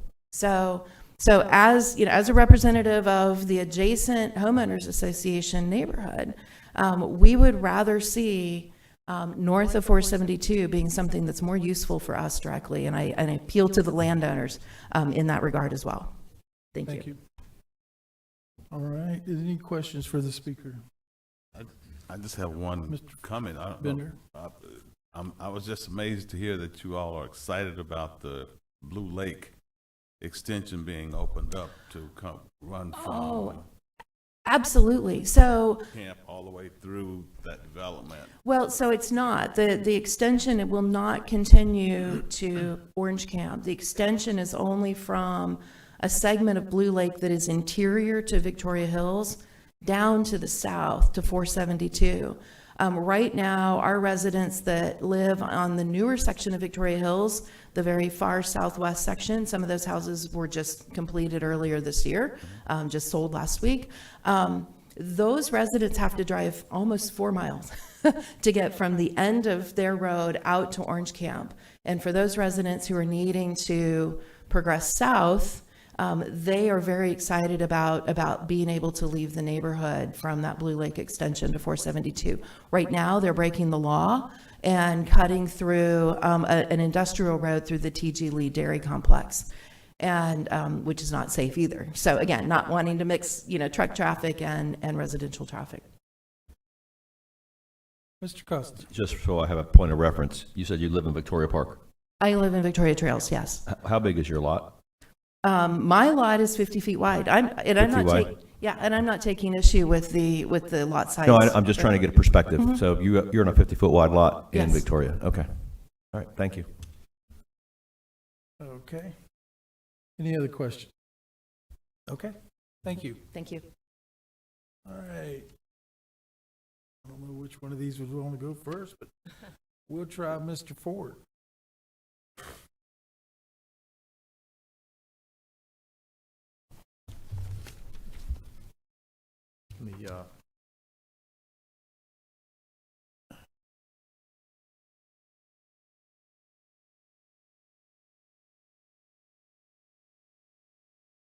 Good afternoon, good morning, good afternoon, whichever. Alex Ford, 145 East Rich Avenue. I am the attorney for the landowners, and I am one of the landowners. So the 2 points on the 50-foot versus 75-foot wide lots. The first thing I want to point out is, yes, we could do something smaller with a PUD, but we could also, without a PUD, go directly into, say, a multifamily development. And I've given you a copy of the ordinance. If you go to the second page, multifamily dwellings, multifamily standard manufactured modular dwellings, and two-family dwellings are all permitted uses. The standards, interesting, right now we have a 75-foot minimum lot width and 7,500 square feet minimum area. For single-family residential, we have the same minimum lot width for a two-family dwelling, 75 foot, which means 37.5 each. That's on the fourth page of what I've given to y'all currently. And then, of course, you've got development standards for multifamily as a permitted use. My suggestion to you is that you're actually encouraging a single-family residential dwelling compatible, as Ms. Anderson said, with what's there now on 50-foot wide lots if you adopt this. You're basically forcing us into a PUD currently, forcing us into a PUD. You know, it's harder to do, more expensive, versus where we can go in with multifamily right now and just go forward with site plan and all that. So I think you're concerned about the adjoining residential development. I think this actually does help protect them. Pulte is here. I think they're looking at 50-foot wide lots. I think it's a good product they're looking at. So I encourage you to go along with that. On the Commerce District, I believe, and I looked at this a while back, but I believe, Paulo, at least the distribution center definition was not created at the time all this originally came about back in the 90s and all that. I believe the distribution center definition was created maybe around 2018. And That it was may have been with the airport. with the airport. And I believe the only zoning classification allows this is the airport zoning classification. It's the only place it's a permitted use. It was clearly contemplated. It was it was discovered, everybody thought, including staff, I believe, thought it was a permitted use. One of Mr. Watt's partners came in and was nosing around on behalf of a client and said, hey, I see you've got this, and I see I'm running out of time. I see you've got this distribution center definition now, and I don't see that in the SWAC. And that's how everything kind of came up before y'all. That's why we're here today. So I'm running out of time. If you have any questions, I'd be happy to answer them, but I do encourage you to approve both changes. Mr. Feller? I don't know that it's a necessary question, but I tried to do the research, and so maybe you can help me out with this, because this is where I'm going to. In 1990, there wasn't, I'm sure there were distribution centers, but not like we know today. Right. Everything has changed. What I'm trying to get at is when they kind of envisioned this area, were they envisioning what we know today as a distribution center, which I think you just said also, and I believe this is correct, was kind of more clearly defined in 2018.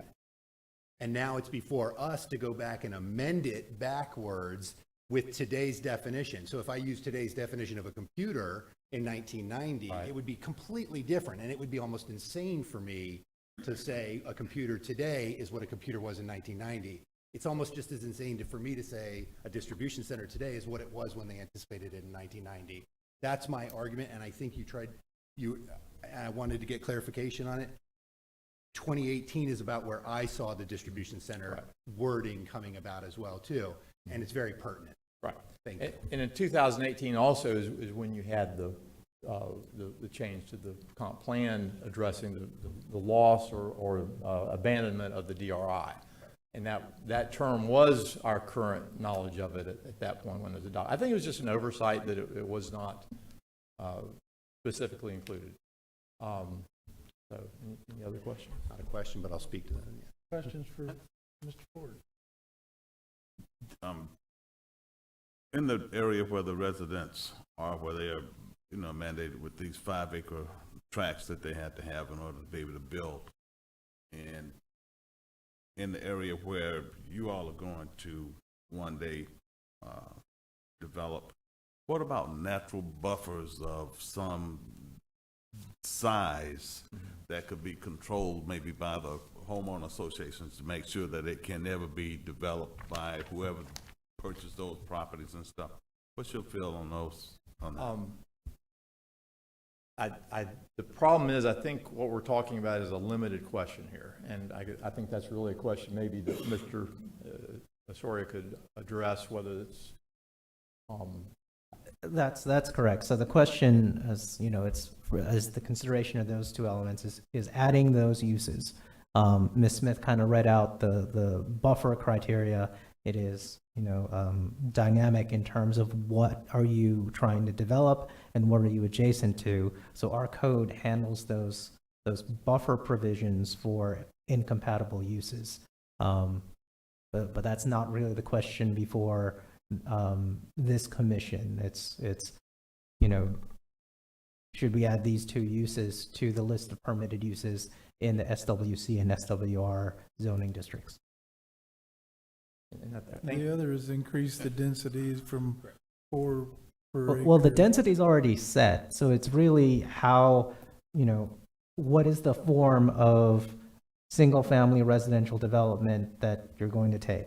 Because they can get 4 to 8 by various methods of multifamily by right currently, or currently they would have to go through a PUD to do the single-family residential development. But the density is 4 to 8, and that's set.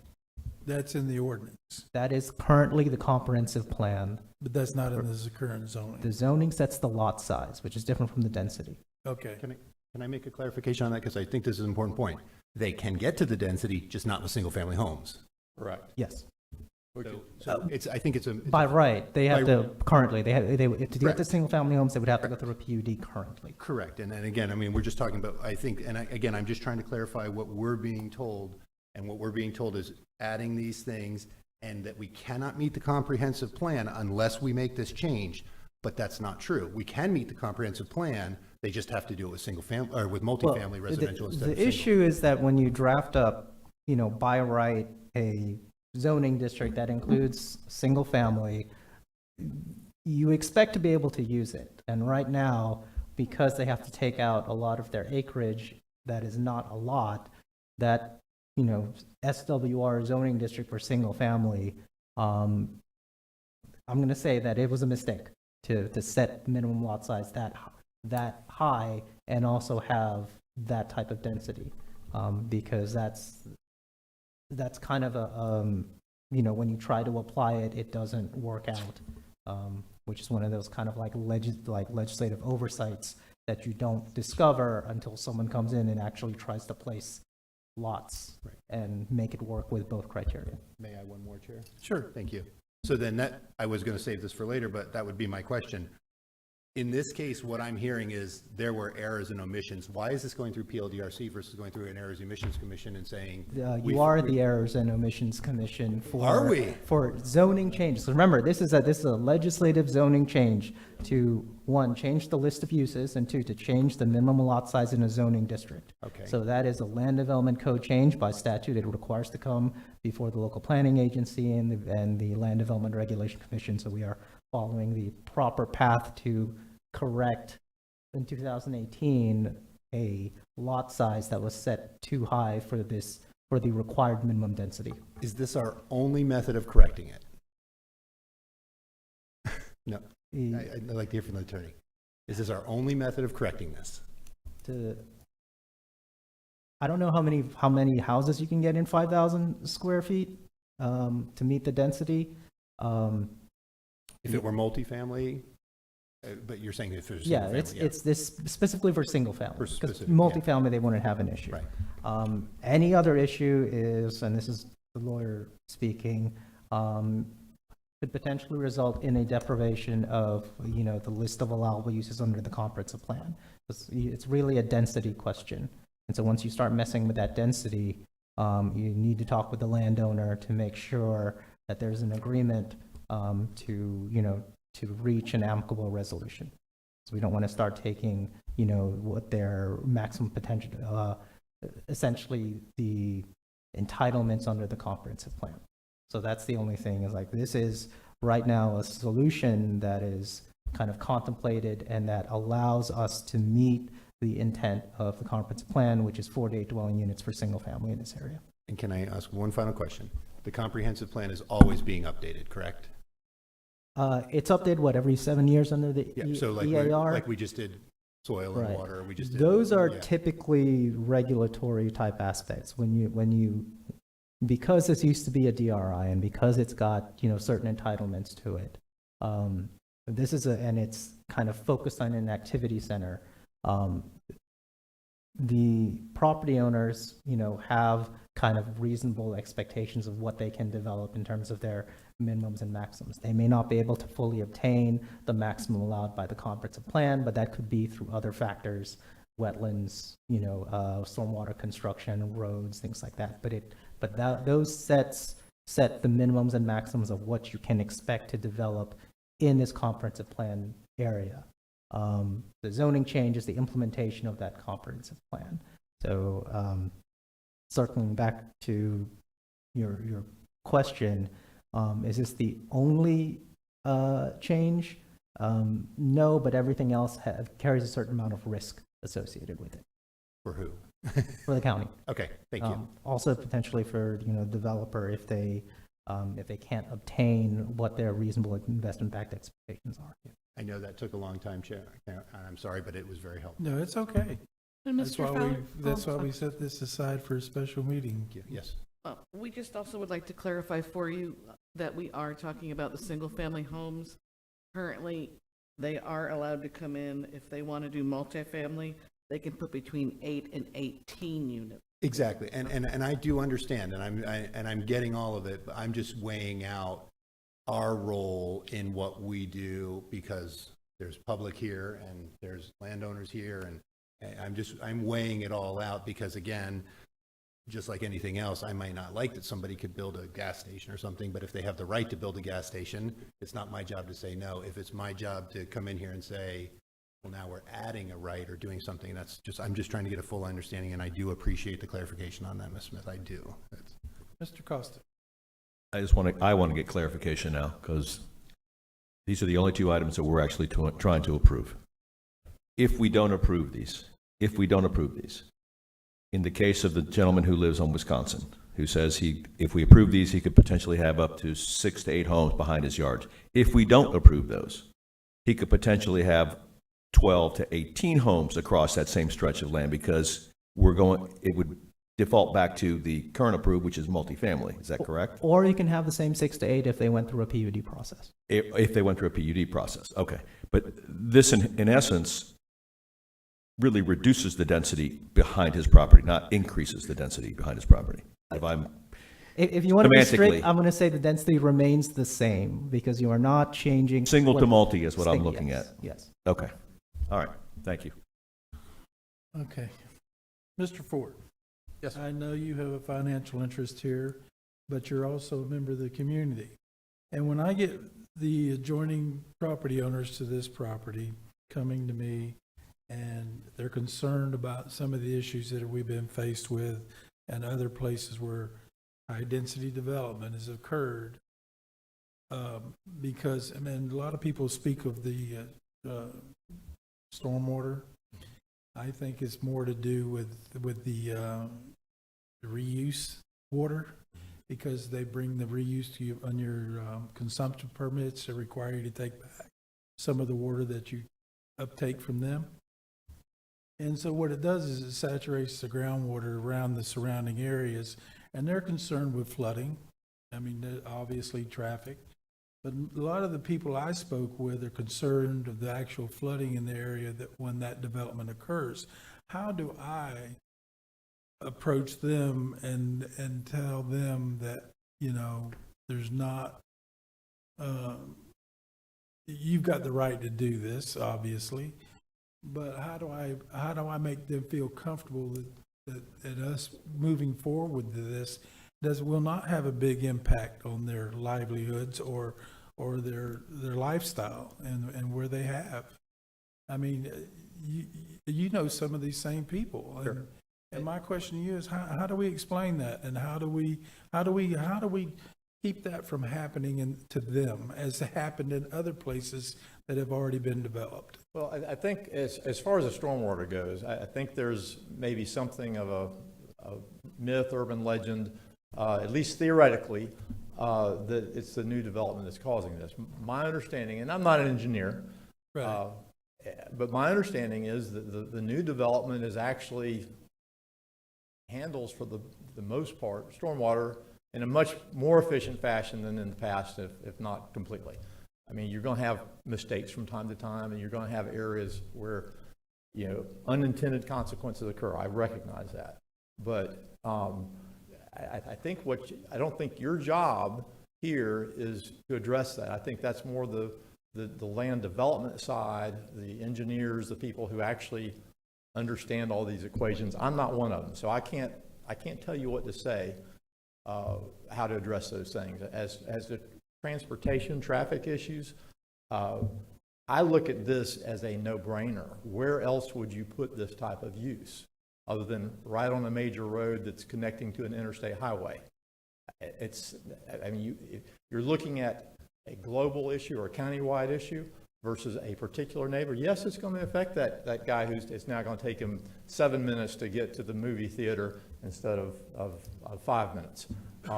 Yes, there is going to be that impact, but where would you put it if you don't put it here? I'm assuming there you're talking more about the two added uses on the Commerce District. Well, my focus more is the high-density development that is occurring in the area. And are you speaking of the residential then? Residential. Okay, side, so on the yes. residential, that's even more of a no-brainer, because now you're encouraging a single-family residence rather than a multiple number of, multifamily or two-family residences. So you're encouraging a less of an impact on transportation with that particular change. Okay. What I'm concerned about is the flooding issues that have occurred in '04, and then we just recently had it back last year. And again, with the flooding issues, are you, again, I'm not an engineer, but are you more likely to have a flooding issue with some single-family residences on 50-foot lots, or with a multifamily, and I can't remember what the permitted density was for multifamily, but with that type of project? I really think that this is, as far, and I didn't hear Ms. Anderson address that as a negative. It sounded like maybe she was in support of that, even to help encourage, and that's what I'm suggesting is you are helping to encourage single-family residential development in that district rather than multifamily. Now, it may still be some multifamily there, but this action would encourage the single-family. Okay. Lesser impact. Because that's what we're up, I'm up against. Yeah, I understand. Being from that area, is that I get a lot of this, and they don't want to see happen to them what happened to the folks that are out on Taylor Road, where you've got a foot of water coming across. And I don't think it's much a cause of stormwater, because you're going to have the same amount of rainfall regardless of how you deal with it. What their concern is the amount of water that's being brought back from your reclaim side, from your utilities. And what it does in their theory, now I don't know facts on this, is it keeps the ground saturated so that when you do get a rainfall, whether it be heavy or not, then what you end up having is the water has nowhere to go, and it goes laterally rather than going, it's percolating back into the aquifer. And I don't know whether I think you're talking about the irrigation water. Yeah, that's what I'm talking And I don't know about. whether you're going to have more irrigation with a single-family residence or more irrigation with a multifamily. I don't know the answer to that. It's more storage than anything. Yeah. May I, Chair? When you have to take it back. So that's my concern. And I just, we need to have something that we can make them feel comfortable with and get to some kind of a balance here. That's all I'm trying to do. And as far as the commercial side, obviously, the financial reasons is what dictates what goes in there on the commercial side. And I get that. But we need to keep in mind that if we're going to make these districts, we need to have enough there to support the residential side also, so they don't have to travel 5 to 10 miles to get to a grocery store when you've got that density there. And so I'm just trying to figure out a way to make this work, and it looks like it's I'm going to let the guys that make the big bucks make that decision. So thank you, sir. Mr. Feller. Can I follow up on one comment on that? Because I think we're confusing something. Whether it's multifamily or single family, the density is not changing. But if we do this, the density is changing for single family homes. The lot sizes. The lot sizes. The density remains for single family, minimum 4, maximum 8. For multifamily, it's even higher. Okay. What you are deciding is, by right, what is the minimum lot size someone would have to create to develop in this area? And we probably don't have this information yet because we're talking about an entire swath instead of smaller PUDs or whatever else. We don't have any indication that if we make this change, more single-family homes would be able to be built. No, you don't, because it's just one big change. Yes, it would just be whatever that they can. This also is market dictates, and whether or not they are compliant with the minimums and maximum densities and the overall kind of already banked entitlements, because I think if they go over that, they have to start paying prop share and things like that, I believe. So in my mind, if we make this change, we won't know until 10 years down the road or whatever it is, if it would have only allowed for 100 houses or if now it allows for 200 houses.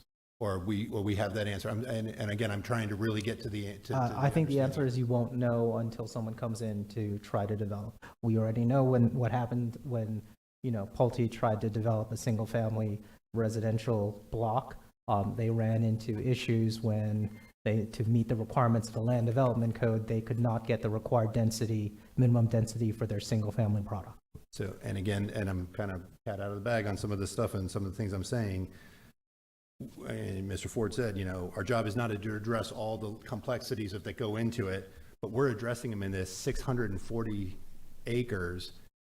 And we're used to looking at them in PUDs of 64 acres or whatever it might be. And I'm just very much against looking at this and addressing it in such a big way. I mean, I'd almost rather look at it as PUDs and see what's going on. And that's just my take on it.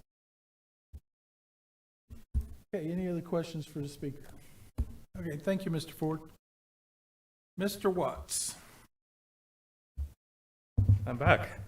Again, for the record, Mark Watts with the law firm of Cobb Cole, 231 North Woodland Boulevard, DeLand, and I'm here on behalf of Pulte Homes. We kind of started some of the conversation here, so I'm going to speak really to the residential question in front of you versus the commercial. But let me start just kind of speaking a little bit broadly. We talked a little bit about PUDs versus the SWC and the SWR zoning classifications and versus the DRIs. Let me put this in a little bit of context for you. When the DRI was done in the early 2000s, the purpose of the DRI was to avoid PUD. A lot of different letters there. But the reason that we put the standards into the DRI that were included there was because the concept was, you know what you have, you know what the standards are. You come in, you submit your site plan, you submit your plat applications, you don't go through the rest of the approval process.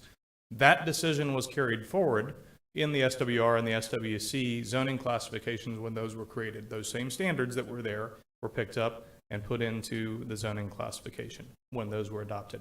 We go back to the map real quick that shows the zoning and the land uses here. We're not here talking about policy with regard to the lot size, the density. So Mr. Fowler, raised the question about, this size lot next to my 240,000 square foot, lot that's required by the comprehensive plan. The comprehensive plan's here. It's adopted. It's in place. It legally requires single-family housing to be developed between 4 and 8 units an acre.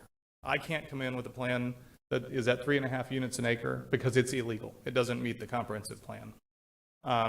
It legally requires, and if you look in your staff report at page 22, you've got the densities there. These are the densities that you're legally required to meet to develop within the areas that you see on your screen. So, Mr. Mills, to your question about, how do you answer the question about we're allowing more high density? You're not. It's there. These are the legal requirements that are in place today.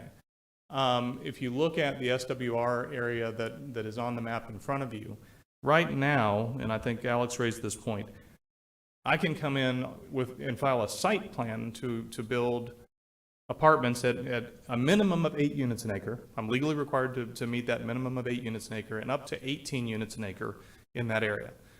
Single family, here's the issue. Here's the crux of the issue on the change that's in front of you on the single family standard. Your zoning code is required by law to be consistent with your comprehensive plan. It's not right now. You have a standard in your zoning code that is inconsistent with your comprehensive plan. You have an obligation to fix that. And that's why we're here. Now, we can get to 5,000 square foot lots right now using the county's clustering provisions. The problem is when you cluster, you have to set aside the other acreage that you take out of that lot into as common open space. So you still can't get to the minimum density. And so what you literally have a geometry problem here. You've adopted a standard that doesn't meet the legal requirements that your comprehensive plan dictates. We're just trying to fix it. Now, along with that, if I can just, what I'm going to do is I'm going to ask you to explain that further. Sure. Okay. So let's say I'm coming in with I want to do a PUD, right? And I want to come in and I'm in an area that is urban low intensity under the county's existing comprehensive plan. That lets me go up to 4 units an acre. I am legally prohibited from coming in and asking for 4.2 units an acre because that's inconsistent with your comprehensive plan. So right now you have a single family standard that's in your code that you've adopted. It's the law of the county and it's illegal as it relates to that standard because you can't comply with the comprehensive plan. And so that's the thing that I think there's an obligation to fix. As your counsel said, that was an error. Nobody sat down and said, can we design this when you meet our stormwater, when you meet our buffers, when you meet our open space requirements, when you meet the buffers that are required between residential uses. So you have those buffer standards in place. They're already determined by your code. What we have is the inability to exercise the rights that are in the zoning code because it's inconsistent with the comprehensive plan. That's all we're trying to fix on that change there. Now, I came here when we initially talked about this last year and said, hey, there's a couple of other things that we probably ought to look at because we're going to walk ourselves into the next problem if we don't think about it now. But if you keep 7,500 square foot lot standards for things like impervious and setbacks, we're going to then come back and say, gosh, now we've got a 50-foot wide lot and we can only build a 20-foot wide house on it because of the setbacks and everything. So we would like to see that you look at those setbacks and make a recommendation there as well, and that maximum impervious. But I just want to, from the standpoint of what we're doing here today, there's 2 specific things that the county council sent back to staff and to this board to address. Is making the change to go to 5,000 square feet on the lot size consistent with the comprehensive plan? And staff and everybody else is saying, yes, it is. In fact, it's necessary to comply with the comprehensive plan. And is the change in the commercial uses consistent with the comprehensive plan? Not should we, not is it a good idea. That decision's made already with your comprehensive plan that's in place now. It's, are these changes necessary to comply with the comprehensive plan? I think everybody's here saying they are. And we'd ask you to consider those a couple of extra points as well. But, and last thing I'll say, the stormwater concerns, we hear them in every jurisdiction we're dealing with now, every project that we're dealing with now, same thing with traffic. Nothing here before you today changes the way that we process those things. Those are all very technical reviews and technical analysis that we work through with your staff and also with other agency staff. There's a lot of changes being discussed now, and should we make those standards different? Should we design our stormwater systems different? Those are not things that are being addressed by these changes in the code that are before you today, but they're absolutely very valid public policy discussions that need to be going on right now. And saying on that note, keep in mind that it's just not stormwater. Absolutely. Traffic, schools. It's the reclaimed water Yep. being brought back in that keeps the ground saturated. Absolutely. And so that's where we're running into the issues. Everybody looks at stormwater. From my point of view, it's all how you contain it. It's going to have the same amount of water going on it regardless. It's just that, but you don't have that amount of water going back from your reclaim use. And what these utilities are required to do now, right, rather than put it into open waterways. Right. And so that's where we're getting into the problem of having the saturation, and then we're getting our flooding. Not an Just keep engineer, that but in your I keep definitely that in agree your with what you're, conversation, yeah, I you know. definitely agree with what you're saying on that, even though I'm not an engineer, but you can see where that would lead to an issue. Okay. All right, any other questions for Mr. Watt? Okay, we don't have any other public participation forums. Does anybody else? Oh, yes, we do. Okay.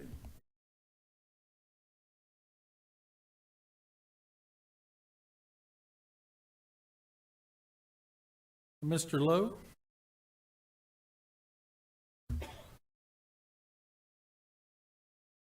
Good afternoon, sir. Could I get your name and address for the record? 1418 East Illinois Ave, Orange City, Florida. I'm in the upper, if you bring your map back up, I can tell you where I'm at. These are my neighbors. We're concerned with water runoff. We're concerned with buffer and what our rights are, how we're going to be protected from this development. Now, I appreciate the fact that they need to make a living and they're doing what they need to do. My concern is this, is there a landscape buffer between the homes and us? Yes, sir. Any development will require a landscape buffer, perimeter landscape buffer. Because what I understood was these homes are going to be backing right up to the road across the street from one of my neighbors. Myself and Miss Finney, who owns 40 acres along the left side of that property, which is the south side of the land, okay? Already we are experiencing flooding issues, very bad. And now you're talking about putting in a lot more concrete, a lot less evaporation. And I'd like to see a landscape buffer between the commercial use and our homes, as opposed to a bunch more homes, because all that runoff is going to come to us. It already does from Victoria Park. The building of Victoria Park has already had a whole lot of water that never was there before. It runs down across right at 472, and it comes across from groundwater, comes across to us.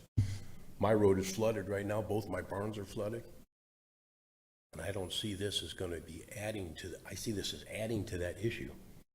So that's my concern. How are we being protected as landowners have been here for 2 generations? You know, how are we being protected from this water runoff, which you suggested yourself? We're going to have a problem with this water runoff. Are they going to contain their water on the property? And would a landscape buffer or maybe retention ponds surrounding their commercial development be better than more homes around the development? And that's my concern. Well, as you stated earlier, I mean, when you say, as I stated earlier, that was some of my concerns. But as we go further into this, it looks like we've got an inconsistency between the comprehensive plan and the zoning. And ultimately, these issues need to be brought up to the county council so they can address those in your land development code. That's something that we're not doing here today. Okay. And I wish that we were, but believe me, I wish I had the deciding factor on a lot of that, because, as I stated, I know it's having an effect. I hear it every day, and we need to address those issues. And if they don't hear it by now, they never will. And you know, just like you refer to the stormwater, a lot of it too is back where the reclaimed water comes back into these developments. And so what it does is saturates the groundwater and to where the water has nowhere to go. But ultimately, we're not addressing that today, and I wish we were. That there again, we'll go back to land development And you need to bring these concerns to your council people, so they'll maybe look at that. I wished I could give you more assurance, but that's not what we're actually looking at. And, because I was sitting right here, because I even made a comment that maybe we should look at the comp plan, but obviously that doesn't open back up for a while. And, you know, we can't discredit the property owner's rights. And so we need to make a decision on what we're going to do here today on this ordinance, you know, so. I have cattle on that property, and that cattle have to But be moved we out. hear you, and I hear you loud and clear. And ultimately, that's going to be addressed in your land development code. Thank you. Okay? Thank you, sir. We do have did you have a question for the gentleman? Okay, Mr. Peacock. Is it Peacock? Peacock? I knew I'd mess up one of them today. Okay, it's a French pronunciation. It's Kevin Paco. Okay, Mr. Paco. Can I get your name and address for the record? And you already given me your name, so get your address. Kevin Paco. My address is 1506 East Lansdowne Avenue in Orange City. And like my neighbors here in the back of the room, I live in that Foothill Farms community. And the properties are all a minimum of 3 acres. Most of them are 5 or 6 acres. So I guess my question, and it doesn't sound like it's what you're deciding on today, but in order to understand how to go about seeking protection for the landowners that surround an up and coming development, I want to understand whether that is your role at all to protect the surrounding landowners, or if there's another avenue we can go through. Because, you know, we invested in those properties in the type of community that we moved into, and to lose our home value when you put an apartment building. I mean, right now the developers are at liberty to put whatever they want at a high density. And if anything, the decisions that are being made in this room today seem to be increasing the density? The opportunity. Well, see, that's what we thought also, but if you look at the multiple family. Oh, right. But then that's then worse. Actually the density really increases even more. Right. And which is they're entitled to. But the originally, if I remember what Mr. Fowler said, the original rule was 1.2 homes per acre, and that was dismissed, and now it's, you know, maybe 4 homes per acre, and laws and everything else to make sure we match the development plan. And that might not be the right one to focus on. What if we have the developers think about how they transition the land and decide if you build 50,000 or whatever the 5,000 square foot homes, if you build it on 5,000 square foot of property across from homes that are 5,000 square foot of property, it makes sense. But if it's 240,000 square feet of property and you're building a house right across the street on 5,000 square feet of property, my home is 4,000 square feet. We're building on a property that's 5,000 square feet. It just does. If any of you lived in Foothill Farms or invested in property like that, I'm sure that even the landowners and the developers, if they lived in 5 acres, and they probably do, they wouldn't build high-density housing right across the street. So I would just like to see that being built into the plan, that there is some thought given to what the surrounding homeowners have invested. Again, it should match. Like Mark alluded to, and I know I'm out of time now, but Mark alluded to putting in, you know, some landscaping buffers, anything to separate it from the community. It's literally, I mean, it's a dirt road and there's a fence there. You're going to look over that little fence and you're going to see apartments across the street from 5 acres. So thank you for the time. Please take that into consideration. I know it's not a decision you're making today, but is there an avenue? Can I just ask that as I leave? Is there an avenue that we can go through to protect our investments? I'll get you an answer to that in about 1 second. Mr. Soria. So,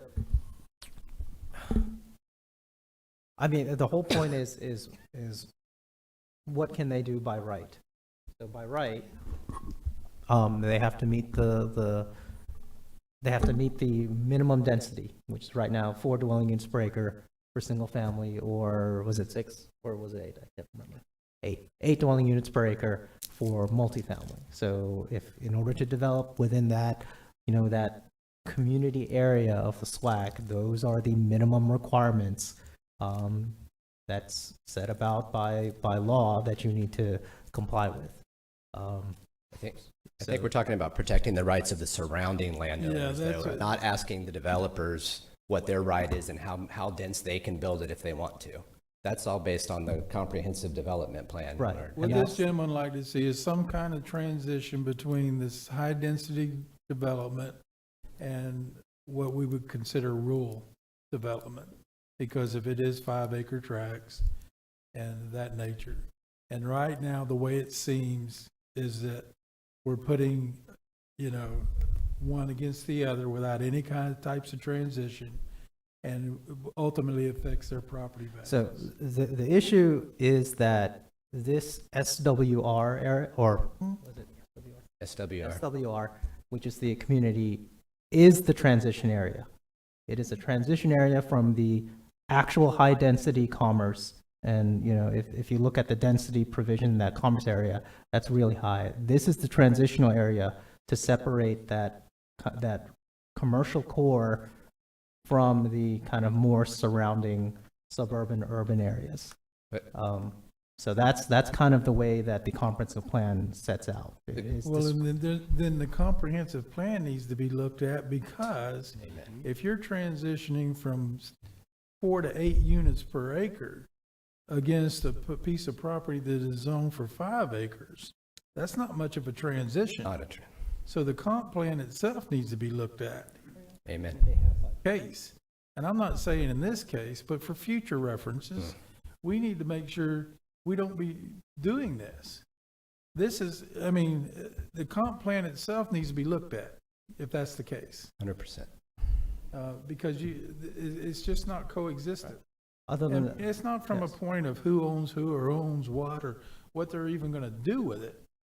But whenever you're putting 4 to 8 units per acre against a 5-acre piece, there's no transition there, in my point of view. It doesn't take a planner to realize that. That is That's the the way point that the I'm DRI is set up, and that's the way that this activity center was set up. It is supposed to be a high, at the very center, a high-density core, and then it goes out and transitions out to lower and lower density. That's the original contemplation of the DRI. It's, adjacent to 472, which is why it has that, that commerce component that's mainly adjacent to 472. So as far as the buffering, that's kind of dictated by the adjacent buffering standards between developments. So whoever develops will have to put in a buffer according to our code. That goes to our development review committee for DRC to determine, are they consistent and compliant with the size and type of buffering associated with it. So it's not before this commission. It goes to further down when you actually get to how are those lots laid out and the required buffering for those individual developments. Well, this gentleman here is asking, how does he get to that point? We don't address that. I realize that. But how does he address it as a property owner? Well, then that would be a legislative change to the buffering standards that, that would apply essentially countywide. So once the project is further along and there's more investment in it and more city governments have bought into the building, the landowner then has a chance to try to change the laws so that they have a true buffer. Because it sounds like there should be a transition between a building plan and the current established living and homeowners, and there's no transition. You start with a super busy commerce area, and you said that it gets less busy because it's not as busy as a commerce area, but the least busy area, the least dense area is 4 to 8 houses per acre compared to 4 or 5 acre, 6 acre houses. How is there any planning that went into that? Mr. Feller? To address, and I'll just say this, it was done in council way before us, and elected county councils way before us, and so that's one of the hard places we're at. But this is why your local government matters the most to you, and I think we had 23% turnout for the election this year. So that's a soapbox issue, but that's where you make that change. But on that same note, and this is maybe a question, is when I was appointed to this board, it was a question that I asked. We are a legislative body, appointed, not elected, but an appointed legislative body that makes these decisions, correct? Yes. So we can dictate which direction the future ordinances go, when I say future ordinances, future comprehensive plans, because it comes before this board. Yes. When it's up for review, and if we say we don't like the direction of development is going or whatever, we can then make those changes in future comprehensive plans. Yes, if a If we're comprehensive all- plan is right. before you. Exactly, but but that's if we're all here in however many years it comes up and goes for there. Even the Constitution can be amended, so Well, I would hope that this comprehensive plan someday can be amended when they see that there are mistakes in them, rather than bending the zoning laws to match the comprehensive plan.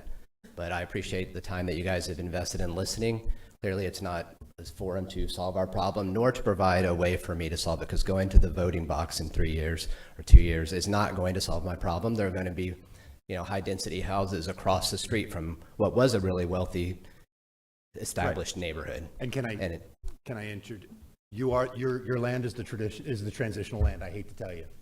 What's going to happen is, I know this sounds odd, but what happens is they build these 4 to 8 per acre, and then we're going to see 5-acre parcels wanting to be split up into 1-acre parcels. You're not allowed to split them down a bit less than 3 acres. You're not allowed to. Unless they come in front of this, and that's what happens. Again, it might be 10 years down the road. I'm just saying that. Right, they're pushing people out this of is the owning system. land to being all stacked up in one building, and that's not our conversation, but that's, Well, I'd definitely bring it in front of the council. thank you. You need to be there in front of council.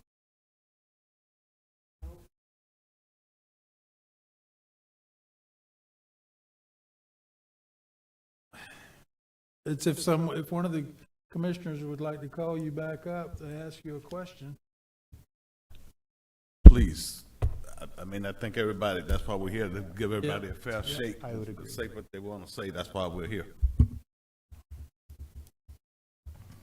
I listened carefully, and this is the whole problem with the SWAC, which we're not going to solve today. But basically, it gives special rights to 2 landowners and gives them a separate plan. And to a point that they're telling this board, if you don't approve what I want, I'm going to build a monstrosity on that property that you won't believe. I'll put up apartment complexes, give me my 5,000 square feet.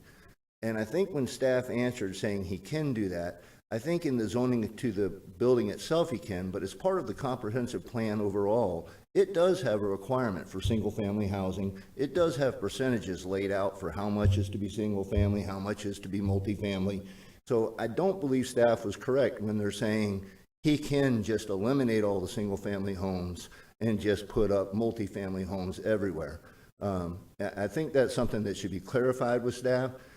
I don't think the threat that either give me this or I'm going to do what I want is appropriate, and we should really consider that. And there are other options to change other than what they said. Changing the width to 72 feet instead of 75 feet accomplishes the same thing, leaving the 7,500 square foot lots and giving room to build on the 4 homes per acre. Altering it from 4 to 3, which they can do. This whole provision was made, and I don't understand the term completely, but I believe it gives them the ability to do that when they say that all of this is done with severability. So it can operate outside of the potential zoning laws that currently exist. They can change a lot of things other than just reducing it down. Staff continually will tell you they're not talking about density. But when you say 4 to 8 homes per acre, at 7,500, you can only build 30,000 square feet of that out of the 43,000 because you need the rest of it for roadways, utilities, and all the rest. At 7,500, you can fit 4 homes on there. That's the density, 4 homes. You change it to 5,000, you can put 6 homes on there. Now the density is at 6 homes. So this is changing the density on the property. One connects to the other. Just because you say 4 to 8, it's what the actual building size is that's going to give you the ability to reach one of those numbers. And there are other alternatives staying at the 7,500 to fitting it on the property and still getting your 4 homes per acre. Anyway, that's all I had to say about that. Thank you very much. Mr. Bidler? Yes. No question for you. just a response that I didn't take what Mr. Ford said as a threat. I think that that's No. in the I didn't either. comprehensive plan is what's already laid out. So based on what we've heard today, I'm ready to make a motion if board is ready to hear one. Yes, I'm ready for anybody. All right. I move that we forward ordinance 2023. All right. 22-135. 2023-116 to the county council with a recommendation of approval. Second. Who seconded? I did. Okay. 6 months. So before we vote, Chair, I have a question for staff. I have a comment. Go ahead. So we're going to vote on this here. This is just giving grants the rights to the developer, or to the project, I should say. These are the rights, it's what you're allowed to build by right, Yes. correct? So before they can build anything, though, they still have to submit site plans. Yes. And will we see those site plans, or unless there's a variance required? Unless there's a variance, you won't see those site plans. It would go straight to, it'd just be at staff level, or would it go to council as well for approval? It depends. So DRC approves the site plans. I'm assuming they will have to plat. The plat will go to county council. And when those site plans are being submitted and going through the approval process, will the public be notified that this is happening, so that they have an opportunity to voice their? The DRC is a public hearing, so any member of the public may attend the DRC. So then, at that point in time, then they can come in and say, hey, listen, we'd like bigger buffers. They could voice their opinions, how it affects them specifically at that particular time. Yes. When a site plan is submitted. Yes. I just wanted to make sure that we're letting these folks know that the door hasn't completely closed on today's vote, that it's actually, there's still other processes for them to go through, and that would be at site plan submittal. Yes. Okay, thank you. Go ahead. Oh, I'm sorry. Either one. Mr. Feller? Okay, I'm going to wrap up because I think everybody knows. The thing I'll say is this DRI seems like it was riddled with issues, and it was meant to avoid PUDs, and I think PUDs are been a lot easier than having to shelter through all of this stuff. These are longstanding issues. This is not a quasi judicial hearing. This is not take into account your best we're not elected. The county council's the elected people. I find it hard to believe we're the errors and omissions people, but I guess if that's what we are, then that's where we're at. I would ask maybe, well, I don't know if it'll make any difference, but I would actually take these in two separate points then, 1 and 2 from commerce to residential, because I have different issues with both. And unfortunately, I say unfortunately, but the lawyers win here. Mr. Woods, you're saying something to me that is very important, which is I have to follow what the comprehensive plan says. I'm hoping to be around on this board to make the comprehensive plan something more that I think who appointed me and what the residents want, but I don't have that luxury today. I do believe I have that luxury today when it comes to the distribution warehouse center. And I'll say this, I think that terminology was added afterwards, and I think that we are doing an injustice by using today's terms and adding them back in. I think it was added in there to the extent that it was added in when this was developed up. And I don't think that we should now say, well, distribution centers look like this today, let's get those in there, because that's what we really wanted when nobody knew that even existed when this DRI was done and put forward. So I am kicking and screaming to vote on the residential portion of it. And I understand it, and I've talked to Mr. Fowler quite a bit about there are other ways to change it. I think that's a county council decision. It's going to be a county council decision, and I'm still not even sure how I want to vote because I don't like being told how to vote. But I am not here to put my personal take on it. That's why I was appointed, and I'll do it that way. But I will say this to the other members of the board: I cannot look at doing the distribution centers in this because I think the terminology has changed. So if there's any desire from anybody else to separate these two out, fantastic. If not, then I'll vote how I vote. Does anybody else want to entertain that? Something I'd like to throw in. We're on the same mind think about so much residential going in.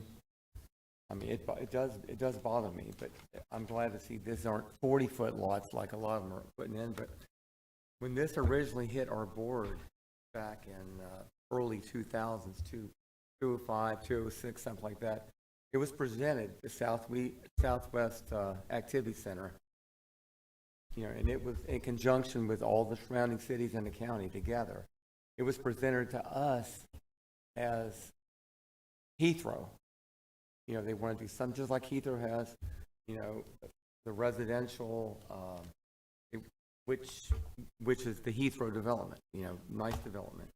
But then they got the industrial warehouses, they've got AAA, they've got the Amstar area, which, you know, this will cover all that.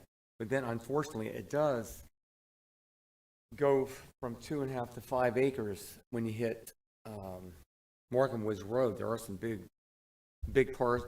John Morgan and several other them live down there. So, like, unfortunately, it does go from Heathrow to their development. So there is the transition area. So that's where I'm having mercy on this. So, just to say, this is how it was set up, and this is pretty much right like it was designed. So.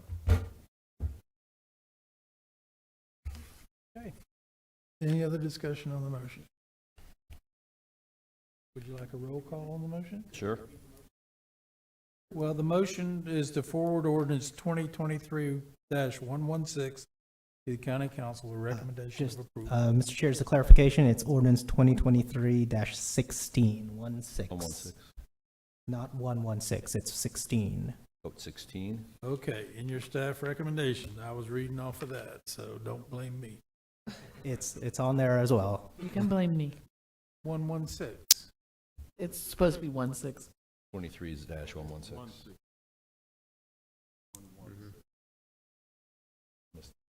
I'll change my motion to forward ordinance 2023-16 to the county council with the recommendation of approval.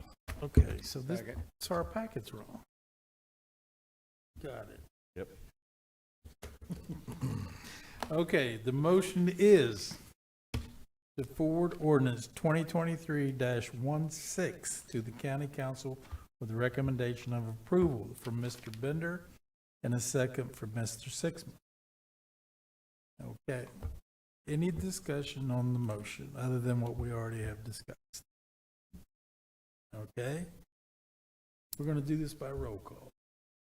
And I'll start to my immediate right with Mr. Feller. Oh, well, I'll let Ms. Usually we let the clerk do the roll call. Member Feller, No. Member Young, Yes. Member Shelley, Yes. Member Bender. Yes. For the record, that was a yes from Mr. Bender. Member Costa, Yes. Member Sixma, Yes. and Chair Mills. I'm going to put no on there just to get the attention of the council to realize that there's the problem. Not necessarily because I'm against it, but I want them to understand that there was a lot of discussion on this and that some of the issues that they need to address, not necessarily what's going for them today. And that you can put that on the record too. But there's some issues that need to address. Okay? All right, let me get back to my part. I'm getting carried away.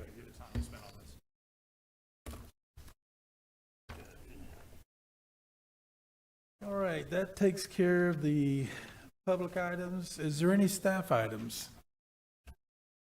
No, sir. Any staff comments? No, sir. I'd just like to say it's nice to see you all again. Sorry I missed the fireworks from the last show. Well, where was you at the first half I of the was day? voluntold to go to a leadership event that lasted all day. Okay. Well, it's good to have you back. Not to say Ms. Slack didn't do her part, but it's good to see a familiar face. All right, any other staff comments? Commission comments? I do have one comment. Go ahead, Mr. The only thing I just was going to say is, and I don't know if this is something, I mean, it's an imperfect system that we have here. There was an appeal case that went to the county council, and it was heard, and then, in my opinion, the appeal was upheld, our decision was reversed. And I thought that the county council could only take the evidence that was put forward at our hearing and see if we did our job as a board. Yes. In the hearing, and I don't know if anybody watched it or heard it, and I'm just asking, it seemed like that was ignored and that the county council's quasi-judicial or competent substantial evidence was taken into account to overturn. I simply say that because if you looked at it, I don't think that the same arguments that they made to overturn were the same arguments that we made at a 4-3 vote. And I was a little bit shocked that it went in the manner of upholding. I don't care, I mean, the landowner or whatever, that's not my problem. It's more of the process. Right. Well, I went through great pains every single time someone came up and spoke. You were amazing. And basically said that was not heard before the PLDRC county council. You must disregard that evidence. So fundamentally, they took a look at the same evidence you did. The PLDRC minutes were provided, and then the entire video of the PLDRC was provided on the link for them to view, and they came out with a 4-3 vote in the other way. So still a close decision. I think we had one person Flip-flopped it. Yeah. And then we had our, a missing council member. So not an easy decision on any grounds. So that was a very difficult one to kind of handle with a lot of, hearsay, background information, things like that. Fundamentally, it's a pretty low standard of what competent substantial evidence is. As a reminder, it's like whatever a reasonable mind, feels sways them to a certain conclusion.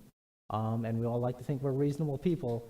So as long as you're not saying something completely speculative or baseless, a court will take a look at that and it's like, yeah, that was something that a reasonable person could take into account and, vote one way or the other.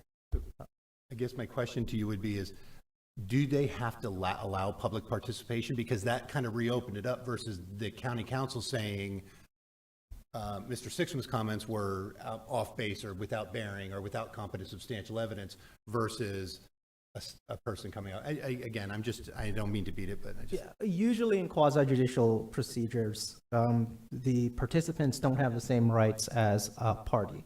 A party has a right to cross-examine, a right to put people under oath. Participants' rights are limited to an opportunity to be heard and notice. So within a quasi-judicial proceeding, which is why you open it up to public comment every single time, you have that public participation aspect. The issue with appeals is, is the job of limiting what people say and making sure that it is consistent with the evidence that was presented at the lower board. So there is public comment on all our quasi-judicial proceedings that we take into, especially on appeal, because you do have a member of the public, appealing, and they rise to the level of a party when they do that. So yes, we do open it up for public participation. That particular hearing was technically 2 public participation elements because we had the first one and then they continued it to another hearing, which is the same hearing, and then they opened it back up for further public participation. So the second part, public participation, was not necessary. And there is no wrong answer. If you vote for or against it, is how you perceive the information that you've received. And, I've heard this a lot of times, and I've said this a lot of times. If it was a straightforward answer, then we wouldn't need this board. Right.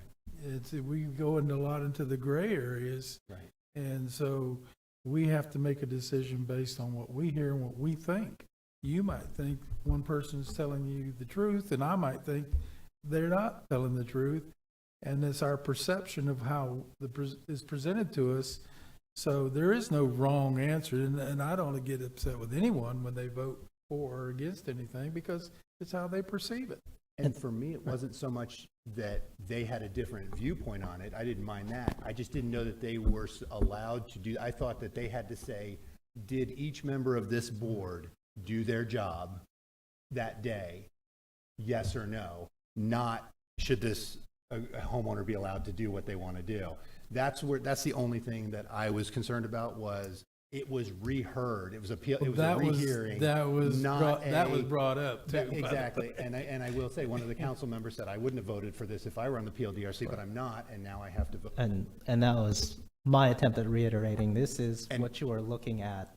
But, as staff, we don't get to make these decisions. We're very thankful of you taking these appointed positions and making those gray area calls. You were fantastic.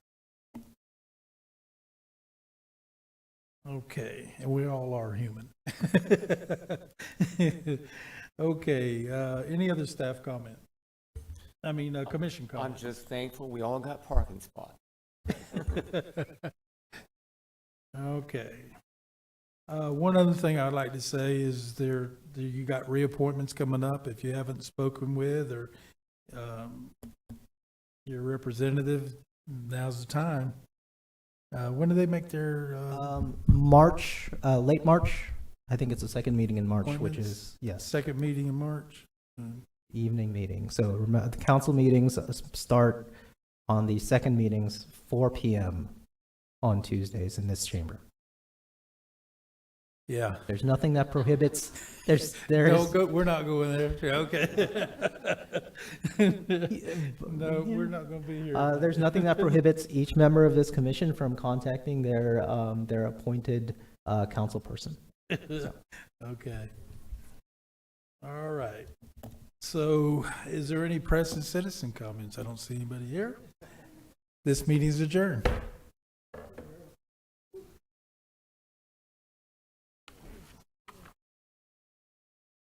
No, because we didn't have anything.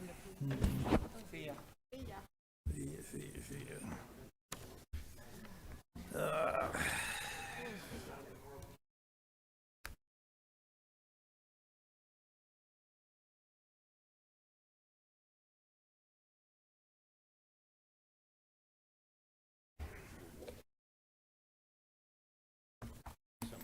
Yeah, man.